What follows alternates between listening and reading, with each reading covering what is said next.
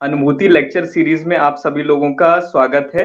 और आज हम लोग देखने वाले हैं पीसीओडी और पीसीओएस का आयुर्वेदिक पर्सपेक्टिव डिटेल में। और हमारा मार्गदर्शन करने के लिए है वैद्य एला त्रिपाठी जी रसल, जिनका इंट्रोडक्शन मैं देना चाहूंगा। मैम फाउंडर हैं श्री आर्य विश्व क्लिनिक की, जो कि पुणे और सातारा में स्थित है। और मैम, हम लोग चाहेंगे कि आप पीसीओडी के बारे में हम लोगों को मार्गदर्शन करें। और सबसे पहला क्वेश्चन रहेगा मैम कि पीसीओडी क्या होता है? पीसीओडी मतलब पॉलीसिस्टिक ओवेरियन डिजीज। तो पहले मेरा फोकस ये रहेगा कि पॉलीसिस्टिक का मतलब क्या होता है। पॉली मतलब मल्टीपल, मेनी, और सिस्ट मतलब जो छोटे छोटे गांठ हो जाती है उसको बोलते हैं सिस्ट। अगर हम नॉर्मल लेवल में बोले कि सिस्ट का मतलब क्या होती है, तो गांठ होती है, ग्रंथि होती है। तो पॉलीसिस्टिक ओवेरियन डिजीज का मतलब हो गया कि गांठ से रिलेटेड, मतलब ग्रंथि से रिलेटेड जो रिप्रोडक्टिव सिस्टम में हर एक लेडी को जो प्रॉब्लम आ जाती है, लड़कियों को जो प्रॉब्लम आ जा रही है आजकल के टीनेज में, तो ये दिक्कत अभी इस जनरेशन को ही क्यों हो रही है। और अभी तक ये सबको ही पता चल गया है इसके बारे में कि 90s के बाद से ये ज्यादा जनसंख्या में लोगों को हो रही है। और अभी इंडिया में रिसर्च की गई तो उससे ये पता चला कि ऑलमोस्ट 1 मिलियन से भी ज्यादा केसेस जो है इंडिया में आती हैं, और बाकी कंट्रीज में तो और भी ज्यादा है। तो ये ऐसा क्यों है कि पॉलीसिस्टिक ओवेरियन डिजीज अभी ज्यादा बढ़ गई है, और पहले इसके बारे में कोई शोध नहीं किया गया, रिसर्च नहीं की गई है। पहले ये समस्या नहीं थी, अब ज्यादा हो गई। तो उसके बाद आज के सेशन में मेरा मेन फोकस ये रहेगा कि हम नॉर्मल एक इंट्रोडक्शन दें, जो पहले से लोगों को पता है कि पॉलीसिस्टिक ओवेरियन डिजीज मतलब क्या है। तो पॉलीसिस्टिक ओवेरियन डिजीज में क्या होता है कि स्मॉल सैक फ्लूइड जो होते हैं, वो ओवम जो अपना मैच्योर होकर हर बार ओवुलेशन के थ्रू बाहर आता है, और उसके बाद वो फर्टिलाइज होता है। उसकी कंडीशन है कि कंसेप्शन होता है, उसके ऊपर डिपेंड करता है। अगर कंसेप्शन होती है तो वो चीज बेबी के थ्रू तैयार होती है, और नहीं होता है तो वो एक मेंस्ट्रुअल साइकिल के फ्लो हो जाती है। मतलब जो सारा ब्लड है वो आपके बॉडी से बाहर आ जाता है मेंस्ट्रुअल साइकिल का। तो ये एक अपने पीरियड, एक मेंस्ट्रुअल साइकिल इस चीज को पूरा एक सर्कुलेट करती है। तो ये चीज किस किस चीजों पे फैक्टर है, और ये कॉज क्या है इसका, हम ये देखेंगे। इसके सिम्टम्स क्या है और इन्वेस्टिगेशन कैसे करते हैं, हम ये देखेंगे पहले। तो पहले मैं बता दूं कि फैक्टर्स पे किस पे डिपेंड करता है कि आपको पॉलीसिस्टिक, मतलब किसी भी लेडी को पॉलीसिस्टिक ओवेरियन डिजीज हो सकती है। जैसे कि पहले एक सबसे ज्यादा जो फेमस इस चीज के लिए है कि ये हार्मोनल इम्बैलेंस और लाइफस्टाइल। ये दो चीज पे फेमस है कि हार्मोनल इम्बैलेंस और लाइफस्टाइल की ये चीज ज्यादातर होती है लेडीज को। और अभी क्यों कर रही है, क्योंकि हर एक जो लेडी है उसके करियर के वाइज उसकी लाइफस्टाइल कैसे रूटीन चेंज होती है। इवन लड़कियों को ये दिक्कत क्यों होती है, क्योंकि उनके एग्जाम, कॉलेज सेशन और बहुत सारी चीजों की वजह से उनका रात में जगना जो एक बहुत बड़ा फैक्टर है, इसकी वजह से ये चीज हो सकती है। फिर आपकी डाइट कैसी है ये डिपेंड करता है। तो LH, FS ये सारे जो हार्मोन ओवुलेशन के टाइम काम आते हैं आपके, जो एक प्रॉपर बैलेंस रहता है, जो ओवुलेशन में हेल्प करते हैं, वो इम्बैलेंस हो जाते हैं। दूसरी चीज ये होती है कि लोग देखते हैं कि मोटापा बढ़ जाता है। अभी पीसीओडी हुआ है, एक सिस्ट हुई है, वहां पे रिप्रोडक्टिव सिस्टम आपका डिस्टर्ब हुआ है, तो ये चीज आपके मोटापे को कैसे प्रोड्यूस करिए, मतलब ये ट्रिगर मोटापे को कैसे करिए। तो ये सबसे कॉमन क्वेश्चन है सभी लेडीज को। इवन जो पेशेंट्स आते हैं वो यही पूछ रहे थे कि हमारा मोटापा कैसे बढ़ रहा है इसकी वजह से। तो एक इंसुलिन रेजिस्टेंट काम की, जो एलोपैथिक में बोला गया है कि इंसुलिन रेजिस्टेंट हो जाता है इंसान। अभी ये क्या चीज है, आपके पैनक्रियास से इंसुलिन जो है, आप जब भी जो भी खाना खाते हो उसकी वजह से इंसुलिन बनता है बॉडी में, और आप फैट मेटाबॉलिज्म होता है। पर अगर इंसुलिन ज्यादा हो गया, रेजिस्टेंट का मतलब क्या हो कि आपके सेल को ये पता ही नहीं चल रहा है कि हमें यूज करना है इंसुलिन को, और वो बार बार ट्रिगर करते रहते हैं कि हम इंसुलिन को, और भी हमें डिमांड करते रहते हैं। तो बॉडी को समहाउ उस ग्लूकोज को कहीं ना कहीं तो बांटना ही है, शरीर में तो जाना है, आपने तो इनटेक कर लिया खाने का, और आप उसके रेजिस्टेंट होने के बाद से वो आप उसको एब्जॉर्ब नहीं कर पाते, या फिर आपके बॉडी के थ्रू बाहर नहीं चीज आ रही है। आप एक्सरसाइज नहीं कर रहे हैं तो ना वो स्वेट के फॉर्म में आ रही है, आपका पेट नहीं साफ हो रहा है तो ना वो क्लियर हो रहा है मल के भाग में।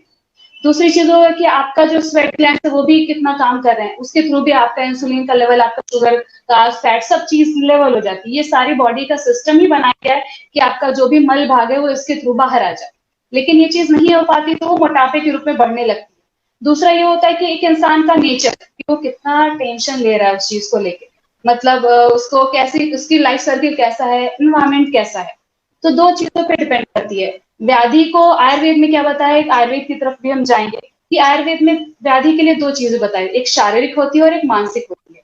तो ये व्याधि, इसके बाहर की कोई चीज नहीं आएगी। और आयुर्वेद में इसका कोई टर्म नहीं है, रिप्रोडक्टिव सिस्टम के लिए एक चीज नहीं बताई, ऐसा नहीं है। हमारे सारे आचार्यों ने शारीरिक स्थान में जो है औरतों की जितनी भी समस्याएं हैं या फिर रिप्रोडक्टिव सिस्टम है, उसको अलग अलग हर एक चीज को नाम देके पैटर्न वाइज में बताया हुआ है। और ये सारी चिकित्सा जो भी ये चिकित्सा की जाती है वो योनि व्यापक के अंदर आती है। मतलब आपकी योनि के रिलेटेड जो भी सारी समस्याएं, चाहे आपका वो आर्तव है, आर्तव मतलब यही मेंस्ट्रुअल साइकिल का जो ब्लड होता है उसको आयुर्वेद में ये बोला जाता है, आर्तव बोला जाता है या रज बोला जाता है, उसके बहुत सारे सिनोनिम्स। तो बैक टू फिर से हम आएंगे कि मॉडर्न वाले इसको पता कैसे करते हैं।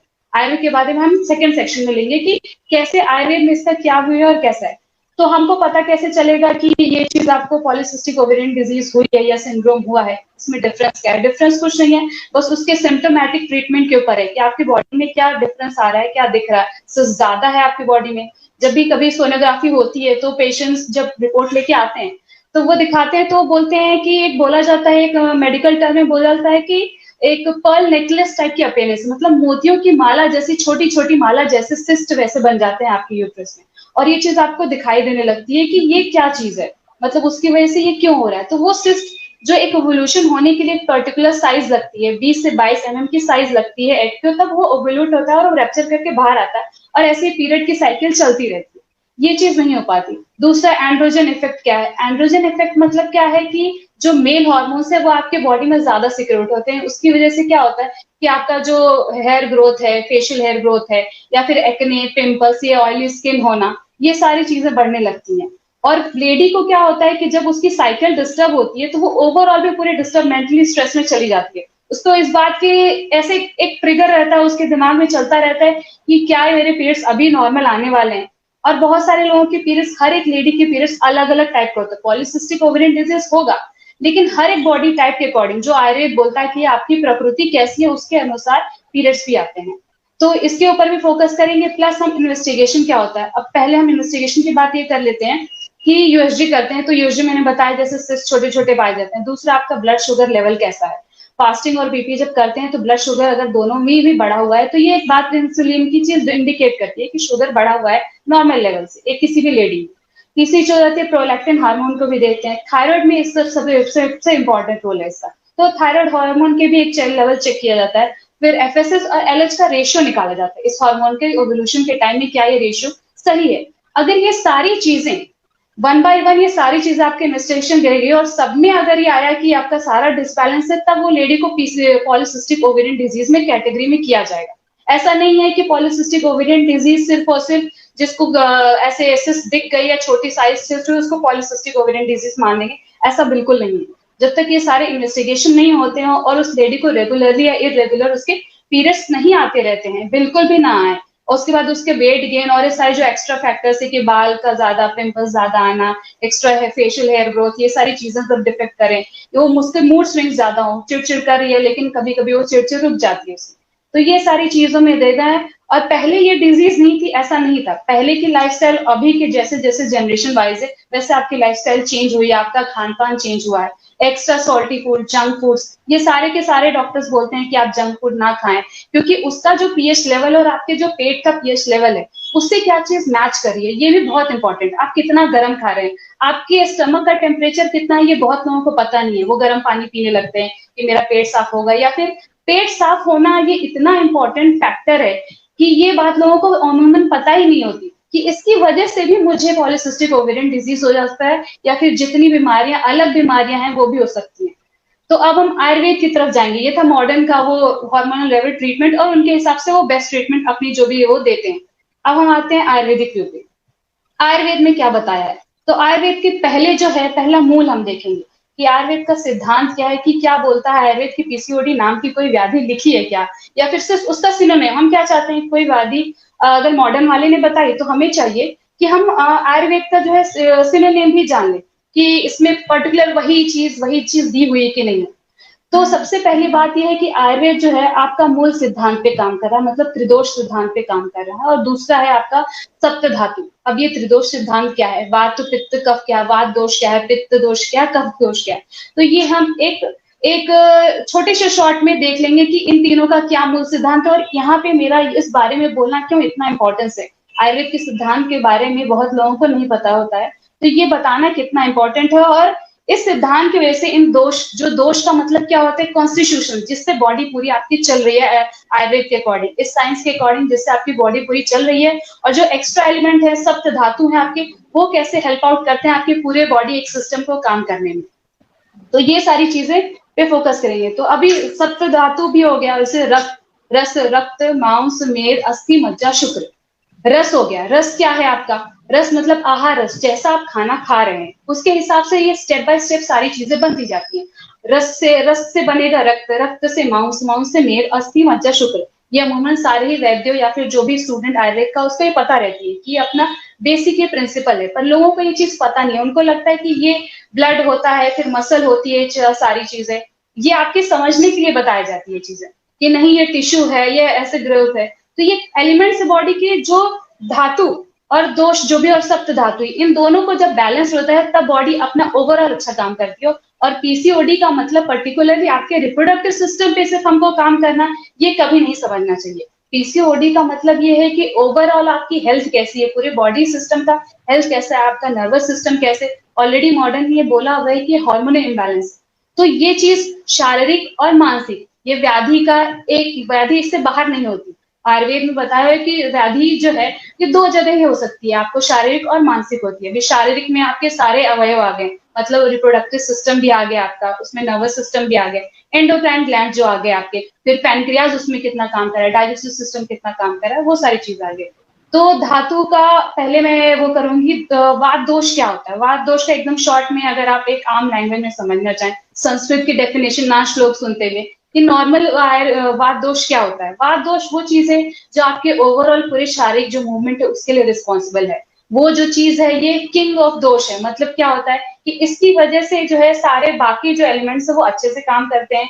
पित्त दोष और कफ दोष भी इसके अच्छे से काम करता है। इवन माइक्रोस्कोपिक सेलुलर लेवल से भी जो मूवमेंट हो रही है, नर्व इम्पल्स वाली भी जो चीज आ रही है, जो भी आपके शरीर में एकदम हार्ट बीट जो हो रही है, ये फिर आप पलक झपका रहे हैं, खाना नीचे की तरफ जा रहा है, इंटेस्टाइन के जा रहा है, एंटी ग्रेविटी जो चीज काम कर रही है आपकी, मल मूत्र का जो आप त्याग कर रहे हैं, उस सबका कंट्रोल कौन सा चीज करता है? जो इन सबको कंट्रोल करे, बॉडी को चलाने का काम करे, वो वात दोष का काम है। फिर पित्त और कफ क्या है? पित्त जो है अगर अमूमन समझाना चाहे तो मेटाबॉलिज्म हो गया, आपके डाइजेस्टिव सिस्टम आ गए, आपके सिक्रीशन हो गए, या फिर जो केमिकल रिएक्शन आपके बॉडी में हो रहे हैं, अमूमन जिसकी समझाती है कि कैल्शियम कैसे चेंज हुआ, मैग्नीशियम कैसे चेंज हो रहा है, फिर आपका सोडियम क्लोराइड चेंज हुआ, सेलुलर परमेबिलिटी देख लें, तो ये सारी चीजें किसकी वजह से हो रही है? तो ये काम है आपके पित्त दोष का। फिर तीसरी चीज आती है आपका कफ दोष। कफ दोष क्या काम करता है? आपके कफ दोष की वजह से जो सारी जो लिक्विड पार्ट है आपके बॉडी में, अगर समझाने को जाया जाए, कफ दोष के और भी सारे लक्षण हैं कि जो बॉडी को एक स्टेबिलिटी देता है। इसमें क्या हुआ, वाटर और एक पृथ्वी गुण जो बोलते हैं, पंचमहाभूत का भी कॉन्सेप्ट यहाँ पे आ जाता है कि आप जैसे प्रकृति बाहर है वैसे प्रकृति अंदर भी अपने शरीर के है। और जैसा आप खाना खाएंगे, सामान्य से सामान्य चीज की वृद्धि होती है, और अगर सामान्य का विरुद्ध खाएंगे तो विरुद्ध से उसका क्षय भी होता है। तो ये तीन कॉन्सेप्ट हो गए कि वात क्या हुआ, पित्त क्या हुआ, कफ क्या हो गया। अब मैं ये बोलना चाहूंगी कि इसको और कैसे समझेंगे, और मैंने यहाँ पे इन तीनों का वर्णन क्यों किया, ये क्यों इतना इंपॉर्टेंट है। अब सपोज मैं एक एग्जांपल लेती हूँ कि आप तीन लेडी ले लीजिए। एक जो है वो एक पतली दुबली है, उसको हम बी नाम दे देते हैं, ठीक है। वो पतली दुबली सी लेडी है, वो खाना ठीक है टाइम पे नहीं खाती है, उसको जब भी मेंस्ट्रुअल साइकिल, जब भी ब्लड फ्लो होता है तो बहुत पेन होता है, बहुत ही कम होता है, उसकी ये प्रॉब्लम है, ठीक है। दूसरी एक हो गई पी नाम की लड़की, जिसको जो है, जिसको बहुत पिंपल्स आते हैं, पेन होता है, ब्लड फ्लो बहुत ज्यादा है, मेंस्ट्रुअल साइकिल में पेन भी होती है, एसिडिटी भी होती है, उल्टी भी होती है। ये पी नाम का एग्जाम, ये तीनों में एग्जाम्पल देके आपको पीसीओडी से रिलेट कराने वाली हूँ। तो वी नाम की लड़की का आपका हो गया कि वो पतली दुबली सी है और उसको स्कैंटी हो रहा है फ्लो और बहुत ज्यादा पेन हो रहा है। पी नाम की है जो इसको बहुत ज्यादा पिंपल्स आ रहे हैं और उसका डाइजेस्टिव सिस्टम अच्छा नहीं है, उसको गैसेस बनती रहती है, एसिडिटी बनती है, जब आपका पीरियड्स आते हैं तो उसको उल्टी होने लगती है और उसको नींद नहीं आती है। और एक के नाम की लड़की हो गई जो काफी ज्यादा हेल्दी है, मतलब ओवरवेट भी नहीं कर सकती लेकिन वो हेल्दी है और वो उसको कोई पेन नहीं हो रहा है, लेकिन जो उसका डिस्चार्ज है वो स्टिकी होता है, स्लाइमी होता है और बहुत घट्ट होता है और उसका कलर अलग होता है, उसके में बहुत सारी व्हाइट डिस्चार्ज की प्रॉब्लम होता है। और इस जो के नाम की लड़की है उसको जो है वो हेयर ग्रोथ भी आ रही है, ठीक है। तो अब हम समझ लिए कि तीन लड़कियां कैटेगराइज की हुई। अब मैं पीसीओडी के बारे लक्षण में जाती हूँ। पहली जो थी, पीसीओडी के लक्षण क्या है कि आपको बहुत ज्यादा इरेगुलर पीरियड होते हैं, कम आता है, तो वात दोष का हो गया। जैसे उस लड़की का बी नाम की लड़की को बताया, उसके लक्षण थे कि उसका जो ब्लड फ्लो था वो बहुत कम हो रहा है या फिर उसको बहुत ज्यादा पेन हो गया, तो इसका मतलब है वहां पे वात दोष बढ़ा हुआ है। वात की समहाउ जो कॉन्स्टिट्यूशन है वो बढ़ी हुई है, उसको कैसे कंट्रोल में लाना है। और योनि व्यापक मतलब क्या चीज हो गई कि ओवरऑल योनि व्यापक कोई भी डिजीज जो है आयुर्वेद में किसी भी लड़की के बारे में, आपके फीमेल रिप्रोडक्टिव सिस्टम के बारे में जब भी कोई डिजीज की बात की जाती है तो इसी बात, ये जो किंग है वो सबको कंट्रोल कर रहा है। अगर इसकी लेवल गड़बड़ होती है बॉडी में, इस कंस्टिट्यूशन का गड़बड़ होता है, तो बाकी सारे जो चीज है उसके साथ में जुड़ी है उसको भी डिस्टर्ब करता जाएगा, और आपकी जैसी डेली हैबिट रहेगी आप उसको और डिस्टर्ब करते रहेंगे। एक्स्ट्रा स्टिमुलाई कर मतलब एक्स्ट्रा स्टिमुलस दे रहे हैं, मैं खाना अच्छा नहीं खाऊंगी, मैं टाइम पे सोऊंगी नहीं, इसीलिए रजस वाला परिचर्या भी बताइए, जिसके बारे में हम आगे बात करेंगे। तो मैंने तीनों जनरलाइज करा दी कि वात नाम की, पित्त नाम की और कफ नाम की, और हर एक के बॉडी टाइप के अकॉर्डिंग मैंने यहाँ लड़कियों की समस्या बताई है। ये कोई तीनों वात पित्त कफ वाली लड़कियां नहीं है, पर प्रकृति हर एक इंडिविजुअल लड़की की कितनी इंपॉर्टेंट है ये चीज फोकस की है मैंने, और उसके साथ आपके सिम्टम दे दिए। अब आप जब वैद्य के पास आते हैं तो वो क्या देखेगा आपके, पहले दोष, धातु, मल, शुद्धा आपकी कैसी है, आहार कैसा लेते हैं आप, प्लस आपकी प्रकृति क्या है। आयुर्वेद में इसका कोई अलग से उपचार है या ग्रंथि का कुछ नाम है, पीसीओडी का कुछ नाम है, ऐसा नहीं। मूल क्या है उसका, पहले सबसे बड़ी जरूरत है कि मूल जानना। दूसरी चीज ये है कि आयुर्वेद के प्रिंसिपल के अकॉर्डिंग किस दोष की ज्यादा बढ़ना है, किस दोष का कम होना, मतलब क्या है, किस दोष का काम ठीक से नहीं चल रहा, फिर वो सप्त धातु पर कैसे इफेक्ट कर रहा है वो चीज है। और मल मूत्र का कैसे त्याग करें उसके ऊपर भी बहुत सारी पीसीओडी की सारे सिम्टम्स डिपेंड करते हैं। तो तीनों लड़कियों के बारे में जिन्होंने एग्जाम्पल दिया वो यही था कि वात दोष बढ़ा है तो क्या हुआ, पित्त दोष बढ़ा है तो क्या हुआ, और कफ दोष बढ़ा है तो क्या हुआ। बार बार ये चीज मैं क्यों बोल रही हूँ कि आपकी प्रकृति समझ में आएगी। जो नॉर्मल जो पेशेंट जो आते हैं हमारे पास, तो उनको किसी को हेयर ग्रोथ ज्यादा होती है, किसी को पिंपल्स ज्यादा होते हैं, सारी बहुत कम ऐसी लड़कियां जिनमें सारे ही सिम्टम हो, मतलब पीरियड्स भी नहीं आ रहे हैं, उसको खाना भूख भी नहीं लग रही है, पिंपल्स भी बहुत ज्यादा आए हुए हैं, या फिर बहुत ज्यादा वेट गेन है।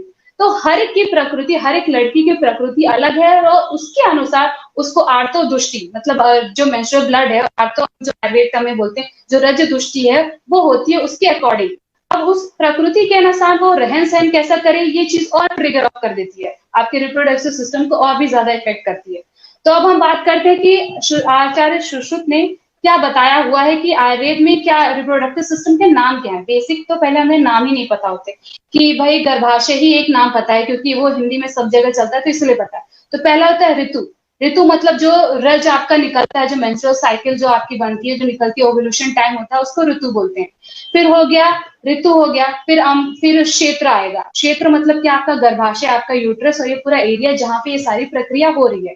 फिर अंबु क्या हो गया, अंबु ऋतु, क्षेत्र, अंबु, बीज। इसका मतलब क्या हुआ, ऋतु मतलब हम पहले देख लिए कि ओव्यूलेशन का टाइम, मतलब उस टाइम क्या हो रहा है ये आयुर्वेद ने बताया हुआ है। फिर क्षेत्र बताया कि ये किस क्षेत्र में हो रहा है, किस एरिया में हो रहा है, मतलब रिप्रोडक्टिव सिस्टम में हो रहा है, और वहां पे पर्टिकुलर आपके गर्भाशय में ये चीज हो रही है, तो ये क्षेत्र हो गया। फिर अंबु क्या हुआ, आपका आहार रस हुआ, आप जैसा खाना खा रहे हो, आपके हार्मोनल बैलेंस उस हिसाब से हो रहे हैं, आपकी नींद कितनी हो रही है, इसलिए अंबु जो है आपका जो तैयार हो रहा है, जो आहार रस तैयार जैसे न्यूट्रिशन से बनने वाली चीज है, वो प्रेरित होने वाली चीज है, वो अंबु पे डिपेंड करती है। फिर हो गया आपका बीज, हो गया अभी ओवम हो गया, मेन जो बीज की बात है, बीज दुष्टि, ये चीज आती है आपकी टोटली बीज दुष्टि पे। और जो रज है, आपका जो रज आ रहा है, वो उसकी क्वालिटीज भी बताई हुई। तो एक बार इस चीज को भी मैं बताना चाहूंगी कि रज की दृष्टि मतलब आर्तव व स्रोतस की दृष्टि। अभी आर्तव व स्रोतस क्या है, तो ये एक चैनल है जिसके थ्रू आपका सारी चीज रिप्रोडक्टिव सिस्टम की कंट्रोल होती है, और इसमें कहीं ऑब्स्ट्रक्शन आ जाता है इन तीनों वात पित्त कफ की वजह से, तो ये चैनल भी ऑब्स्ट्रक्ट हो जाता है। तो आर्तो की नॉर्मल हम डिफिनेशन मतलब ये समझेंगे डेफिनेशन क्या है आर्तो की, अकॉर्डिंग टू आयुर्वेद में क्या दिया हुआ है, और आर्तो कैसा होना चाहिए, वो शुद्ध है कि नहीं, ये वैद्य को कैसे समझ में आता है कि बिना सोनोग्राफी के वैद्य आपसे क्या क्वेश्चन पूछता है और किस हिसाब से पूछता है। तो आयुर्वेद में पहले आपको नॉर्मेलिटी की नॉर्मल चीजें क्या है, उसके बाद आपको एबनॉर्मेलिटी समझ में आती है कि पहले शुद्ध क्या है, फिर आपको ज्ञान होगा कि अशुद्ध क्या है। तो पहले नॉर्मल हम आर्तो में देखते हैं, तो आर्तो का ऐसे ग्रंथ में आचार्य सुश्रुत जी ने साफ वर्णन किया है कि क्षीण नहीं होना चाहिए, जो भी आपका ब्लड जो भी जा रहा है मेंस्ट्रुअल साइकिल, वो क्षीण नहीं होना चाहिए, कम नहीं होना चाहिए। दूसरी बात है कि वो पुती है, मतलब इसका क्या हुआ, मतलब वो स्मेल नहीं आनी चाहिए, उससे बहुत ज्यादा स्मेल नहीं आनी चाहिए, स्टिकी नहीं होना चाहिए, एकदम आसपास में आपको या आपका एनवायरमेंट खराब नहीं लगना चाहिए। और रजस्वला का यही एक परिचर्या का ये है कि आपको थोड़ा सा अलग स्पेस दिया जाए। इसका मतलब ये नहीं कि आपकी फ्रीडम छीनी जा रही है, इसका मतलब ये है कि आप कंफर्टेबल रहें, इसलिए रजस्वला परिचर्या में ये चीज बताई है कि उस लेडी को आराम दिया जाए और उस लेडी को एक अलग स्पेस दी जाए। ये इसलिए। तीसरी चीज है कि उसका एक्सर्शन ना हो, इसलिए भी एक अलग सी चीज होती है। तो हम फिर से आ जाएंगे, क्षीण हुआ, पुती पुए होता है, स्टिकी नहीं होता है, स्कैंटी नहीं होना चाहिए, और एक शवगंधी, मतलब जैसे एक आप समझ रहे थे शव की जैसे स्मेल आती है वैसे उसकी स्मेल नहीं आनी चाहिए। दूसरी चीज उसमें ग्रंथि नहीं होनी चाहिए। ये सबसे इंपॉर्टेंट फैक्टर है कि शुद्ध आर्तों में क्या चीज होनी चाहिए, तो ग्रंथि नहीं होनी चाहिए, क्लॉट नहीं होना चाहिए। अमूमन जो लेडीज होती हैं उनको ग्रंथि थोड़ी बहुत जाती रहती है, और हम प्रकृति के अनुसार हमें पता भी चलता रहता है। कभी कभी क्या होता है ये ग्रंथि क्यों बढ़ जाती है कुछ लेट, इसीलिए मैंने बोला कि पीसीओडी हर एक को है और हर एक को ये साइकिल को बिगाड़ने वाली है। पीरियड्स तो आते रहते हैं पर ग्रंथि रहती है। तो ये बात भी बताई गई है, आपका जैसा खान पान है वो नेक्स्ट टाइम आप सुधार भी सकते हैं, इस हार्मोन इम्बैलेंस को आप ठीक भी कर सकते हैं। पर डिपेंड करता है कि वो चीज आप कैसे इसको चिकित्सा कर रहे हैं, अपने आप को कैसे वैद्य के पास जाके अपनी प्रकृति को देख रहे हैं और इस चीज को देख रहे हैं। तो आप वैद्य के पास अब जाते हैं, जब पेशेंट आता है तो मैं उससे क्वेश्चन पूछती हूँ। सपोज मेरे पास अभी क्वेश्चन है, ये एक पेपर है, ये लेडी का पेपर है, तो मेरा सबसे पहला क्वेश्चन क्या रहता है कि आपको फ्लो कितने दिन रहता है। दूसरी बात रहती है तो फ्लो कितने दिन रहता है, तो आयुर्वेद ने बताया कि 3 से 7 दिन रहता है, और अमूमन हर एक लेडी की अपनी अपनी एक साइकिल होती है। तो 3 से 7 दिन ये शुश्रुचार्य ने फ्लो का बताया हुआ है। फिर पूछते हैं आपको फ्लो कितने दिन होता है, फिर वो बताती, मैं पूछती हूँ कि आपको क्लॉट्स जाते हैं। तो मेरा क्वेश्चन क्यों है यहाँ पे कि क्लॉट जाते हैं, क्लॉट जाने का मतलब है कि इसको ग्रंथि की प्रॉब्लम है क्या, वात दुष्टि दिख रही है क्या, पूरे इसके इसके आर्तों में कहीं दुष्टि ये दिख रही है क्या, इसको ग्रंथि में जाके काम कर सकती है। तीसरी चीज होती है कि आपको व्हाइट डिस्चार्ज श्वेत प्रदर की प्रॉब्लम है क्या, व्हाइट डिस्चार्ज को आजकल लोग बहुत नॉर्मल लेते हैं।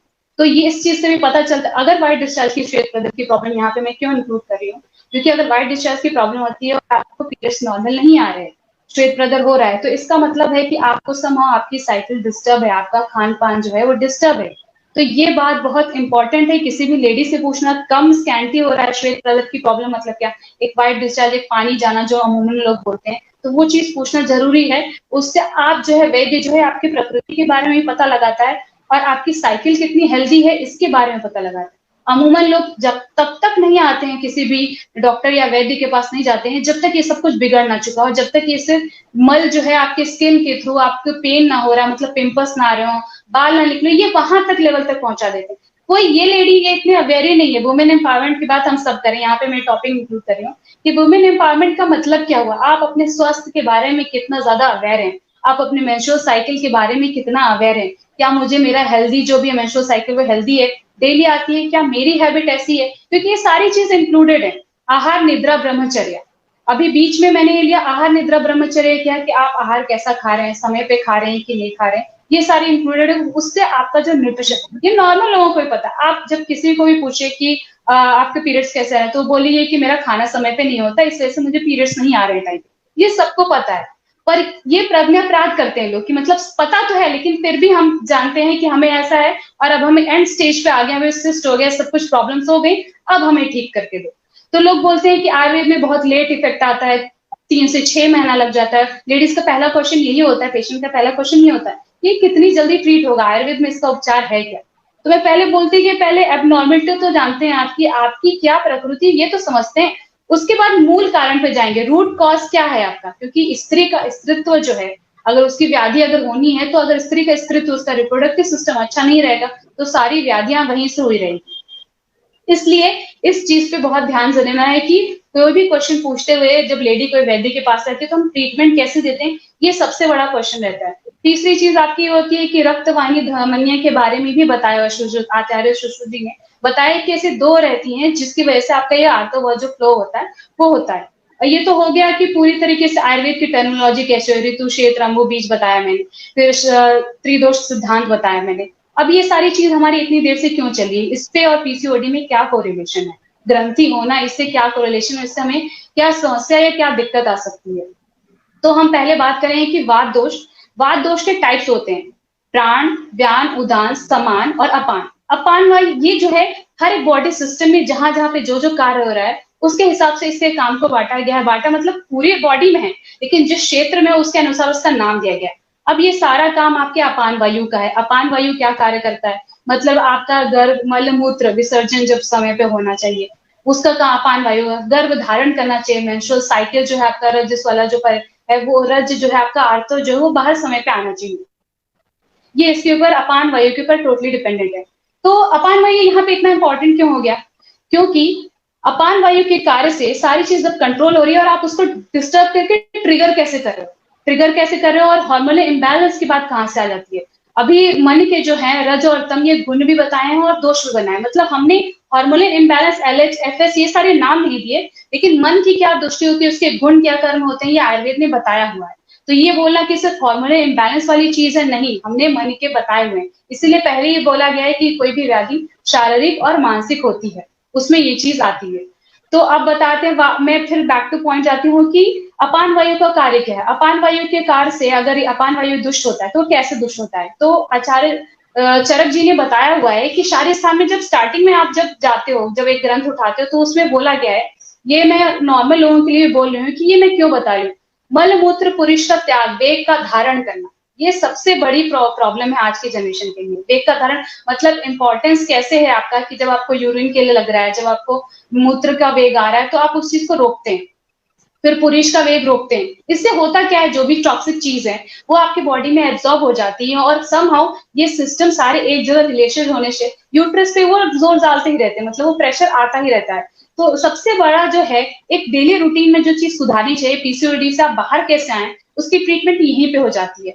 ट्रीटमेंट कैसे हो जाएगी, आप मल वे मूत्र का वेग जो है धारण नहीं करेंगे, और रज स्वल का जो परिचर्या बताई है, मतलब कुछ रूटीन बताई गई है, वो आपकी हेल्थ के बताई गई है, आपकी फ्रीडम खत्म करने के लिए नहीं बताई गई। मतलब कैसे है कि बहुत ज्यादा एक्टिविटी ना हो, ब्लीडिंग तो हो रही है, एक नॉर्मल सा कट हो जाता है कहीं पे बॉडी में, तो आप बहुत कॉन्शियस हो जाते हैं उसके लिए, उसको आप इतना पेन होता है, तो मानसिक उस औरत को कितना ज्यादा वो लगता होगा जब ये चीज एक प्रक्रिया चलती रहती है, ब्लीडिंग होती रहती है। तो इस बात को एक नॉर्मल तरीके से लेके, नहीं ये मेरे लिए बंधन का काम है, ये मैं रुकूंगी नहीं, सैनिटरी पैड लगाने के बाद मैं एक्टिविटी करती रहूंगी, आपका एक दिन इंपॉर्टेंट काम है, आप करिए, इससे कोई प्रॉब्लम नहीं है। लेकिन हर दिन आप हर महीने ये चीज रिपीटेड करोगे, आप रजस वाला परिचर्या को फॉलो नहीं करोगे, मतलब कैसे, रजस वाला परिचर्या में बहुत पुरानी चीज लगती है लोगों की, नीचे सोने की बात बताइए, सोने की बात इसलिए बताइए ताकि आपका स्पाइन स्ट्रेट रहे, फ्लो सही से रहे, आपके फ्लो में कोई डिस्टर्बेंस ना आए, एंटी ग्रेविटी ये चीज काम करनी है। पर स्ट्रेट किस बस्तर पे सो रहे हैं आप, गद्दीदार पे सो रहे हैं, कैसे सो रहे हैं, ये क्या, इसका क्या लॉजिक है। लॉजिक ये नहीं कि आपको नीचे चटाई पे सुलाना है, लॉजिक ये है कि आपकी स्पाइन स्ट्रेट रहेगी, आप सिस्टमैटिक सोगे, सोने का भी सिस्टम है, ये लोगों को बताना पड़ता है। बेसिक चीज है कि आपकी पूरी जो बॉडी एक अलाइन में रहे, और आपको कितना टच लेना है, जिसकी वजह से और भी व्याधियां हो जाती हैं, हाथ नीचे रखने की वजह से ये ट्रिगर नर्व्स ट्रिगेट होती है। तो सिंपैथेटिक और पैरासिम्पैथेटिक नर्व को यहाँ पे जो सारा सिस्टम है उसको इग्नोर करना, ये बहुत गलत बात होगी। इसलिए बताया हुआ है कि आप नीचे सोने का मतलब ये नहीं कि आप नीचे सोइए, अभी जो है आप जो है प्लेन सरफेस पे सो सकते हैं, जिससे आपकी पोजीशन ठीक रहे, तो आपको डिजीज फ्यूचर में नहीं होगी। ये रजस वाला परिचर्या इसीलिए बताया गया। दूसरी चीज है, आपका डाइजेशन वैसे ही ट्रिगर ऑफ रहता है, कुछ लेडीज का डाइजेशन बहुत ज्यादा भूख लगती है, किसी को उल्टी आती है, तो अलग अलग तरीके की, ये वैद्यों को पता था, उन्होंने जो भी आचार्य लोग थे उनको पता थी ये चीज, इसलिए वो बोलते हैं कि भोजन जो है आप एक समय करें, और लघु आहार ले, मतलब बहुत ज्यादा लाइट खाना खाएं, बहुत ज्यादा शुगरी ना खाएं, सॉल्टी ना खाएं, उस टाइम तीखा ना खाएं, ये सारी चीजें बताएं। तीसरी चीज है कि आप बाहर बहुत ज्यादा एक्टिविटी करें, घूम रहे हैं, कूद रहे हैं, तो उसके आपके सारे मसल्स पे तो वो चीज स्ट्रेन पड़ने ही वाला है, ये तो लॉजिकल है कि आप कभी कूद रहते हैं, एक्टिविटी कर रहे हैं, तो मसल पे स्ट्रेन आता है, यूट्रस की जो मसल्स है उस पर कितना स्ट्रेन आ रहा है ये आप नहीं सोच रहे हैं। ये 4 दिन के बाद, तो ये आपके 4 दिन जो है, और मैं एक चीज और यहाँ पे बोल जाऊं कि रिप्रोडक्टिव सिस्टम और ये आर्तव और श्रोतस और एक माँ बनना, ये वुमेन की एक चीज पावर है, तो इसको वीकनेस ना बनने दें। मतलब वीकनेस कैसे हो गया, उसकी सारी डिजीज, आपकी पीसीओडी हो गई, इनफर्टिलिटी चीजें हो गई, तो ये आपकी वीकनेस बनती जाती है, और इससे इंसान के और जो भी लेडी रहती है उसको फ्रस्ट्रेशन आती है कि ये चीज मुझे ही क्यों होती है। तो उस पावर को आप अपने डेली रूटीन अगर अच्छा कर लेंगे, आयुर्वेद के अनुसार भी, इवन नॉर्मल लाइफस्टाइल भी अगर आप कर लेंगे, तो ये चीज वो हैम्पर हो जाती, मतलब ये कैसे है कि बैलेंस हो जाती है। मेरा मतलब अभी यही है, रजस वाला परिचर्या में फोकस नहीं करूंगी कि आप बाहर मत जाइए, काम मत करिए, लेकिन अगर अपने शारीरिक एक आराम करिए, जिससे आपके मानसिक लेवल पे भी वो चीज काम करेगी। शरीर और मन कहीं अलग अलग नहीं है, ये चीज हमेशा ध्यान में देनी चाहिए। एफएसएच है, एलएच है, हम सारा फोकस इस पे लगा देते कि हार्मोनल इम्बैलेंस हो गया, किस कारण से हुआ है, ये सबसे इंपॉर्टेंट है। और दूसरी बात है कि आप जो ये परिचर्या बताइए वो आपको ऑब्स्ट्रक्शन देने के लिए, आपको फ्रीडम खत्म करनी थी, तो बिल्कुल नहीं है। फ्यूचर में जो नेक्स्ट साइकिल भी बन रही है, अगर आपने इस 14 डेज के बाद फिर से साइकिल बनती रहती है आपकी, तो ये इस चीज में भी हेल्प करती है। अब हम बात करेंगे कि वात पित्त दोष का फैटी खाना खाने से कैसे बोलते हैं। आयुर्वेद में बोला जाता है कि पीसीओडी का मतलब है कि कफ जन्य व्याधि होगी, एक संतर्पण और एक अपतर्पण जन्य व्याधि होती है।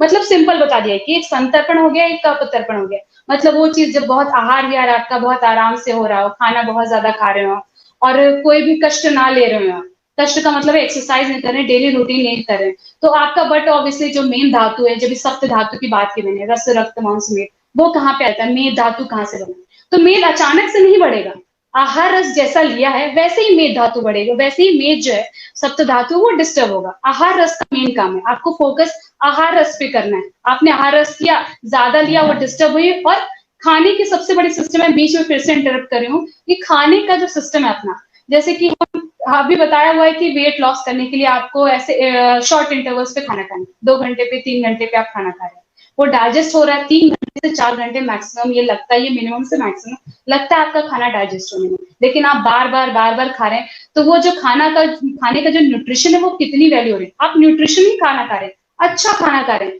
क्वांटिटी कितना है, ज्यादा खा रहे हैं, दूसरी चीज है कि वो कितना डाइजेस्ट हुआ, अब वो अनडाइजेस्टेड जो फूड है उससे जो आपको जो एक न्यूट्रिशन मिलेगा, उससे जो बनेगा वो भी तो वैसा ही बनेगा ना, तो फिर जैसे कि आपका ये आहार से जो न्यूट्रिशन वाला खाना था वो एक ट्रिगर हो गया, तो ये एक पॉइंट यहाँ पे उठ गए, वात दोष यहाँ पे, और यहाँ पे सप्त धातु उसको सपोर्ट करा, आपने आहार रस खराब खाया, रस धातु जो आपका बिगड़ गया, चलिए फिर ये दूसरे रस से रक्त पे आया, रस से मांस में अस्थि मज्जा शुक्र तक ये बात गई, ये यहाँ तक बॉडी अपने आप को काम चलाती रहती है, ट्रिगर कब होती है, जब ये बार बार चीज रिपीट हो रही हो, मेल धातु बहुत ज्यादा गड़बड़ हो गया हो और कफ की दृष्टि आने लगती है, तब आपको भी काम करना अपना दिखाना पड़ता है कि अब आपकी जो साइकिल है वो डिस्टर्ब होने वाली है, आपने वात को इतना बढ़ा दिया है कि वो तीनों को भी इम्बैलेंस कर देता है और सारे लक्षण आपके शरीर में दिखने लगते हैं, तो ये एक सिम्टोमेटिक ट्रीटमेंट है, जब आप मूल पे जाते हैं कि सिम्टम्स क्या है, अभी जो सिम्टम्स दिख रहे हैं, जो भी पीसीओडी में सिम्टम्स दिख रहे होते हैं, चिड़चिड़ होना,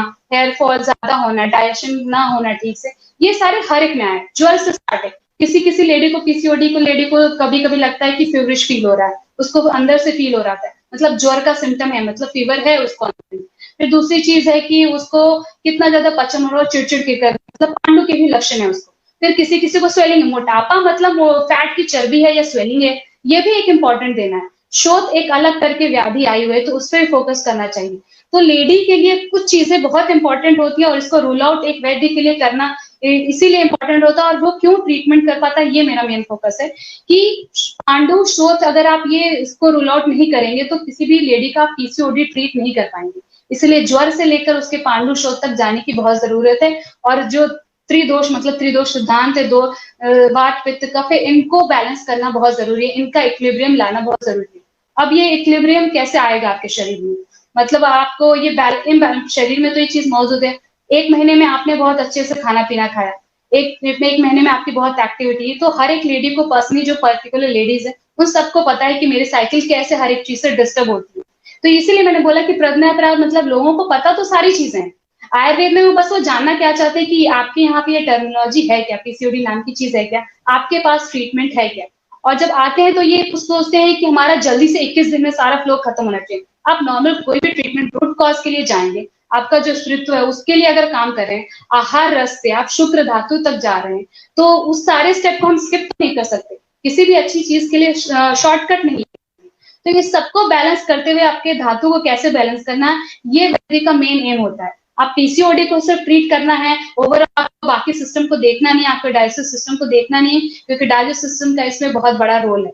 जैसा आप खाना खा रहे हैं वो आपको पच रहा है या अपचा हुआ है, जैसे अनडाइजेस्टेड फूड हो गया उसको हम आम बोल देते हैं, आम जो है वैसा ही जो है पूरे बॉडी में सर्कुलेट होगा और उसी से विभिन्न विभिन्न प्रकार की आपके व्याधियां उत्पन्न होगी। इंसुलिन रेजिस्टेंट वाली चीज बताई गई, इंसुलिन रेजिस्टेंट वाली चीज ऐसी हो गई कि संतर्पण जन्य व्याधि के हम देख सकते हैं कि वो जो बॉडी है वो बहुत वेट गेन हो रहा है, आपका फैट का डिपोजिशन बहुत ज्यादा हो रहा है बॉडी में, तो ये संतर्पण जन्य व्याधि हो गई। और अपतर्पण कुछ लड़कियां ऐसे जिनका इंसुलिन मतलब शुगर जो है बॉडी से बहुत जा रहा है, फिर भी पीसीओडी है, उसका वेट कम है फिर भी पीसीओडी है, तो संतर्पण अपतर्पण जन्य व्याधि ये मानकर भी इसकी चिकित्सा करनी चाहिए, स्थौल्य की चिकित्सा भी इसमें आनी चाहिए।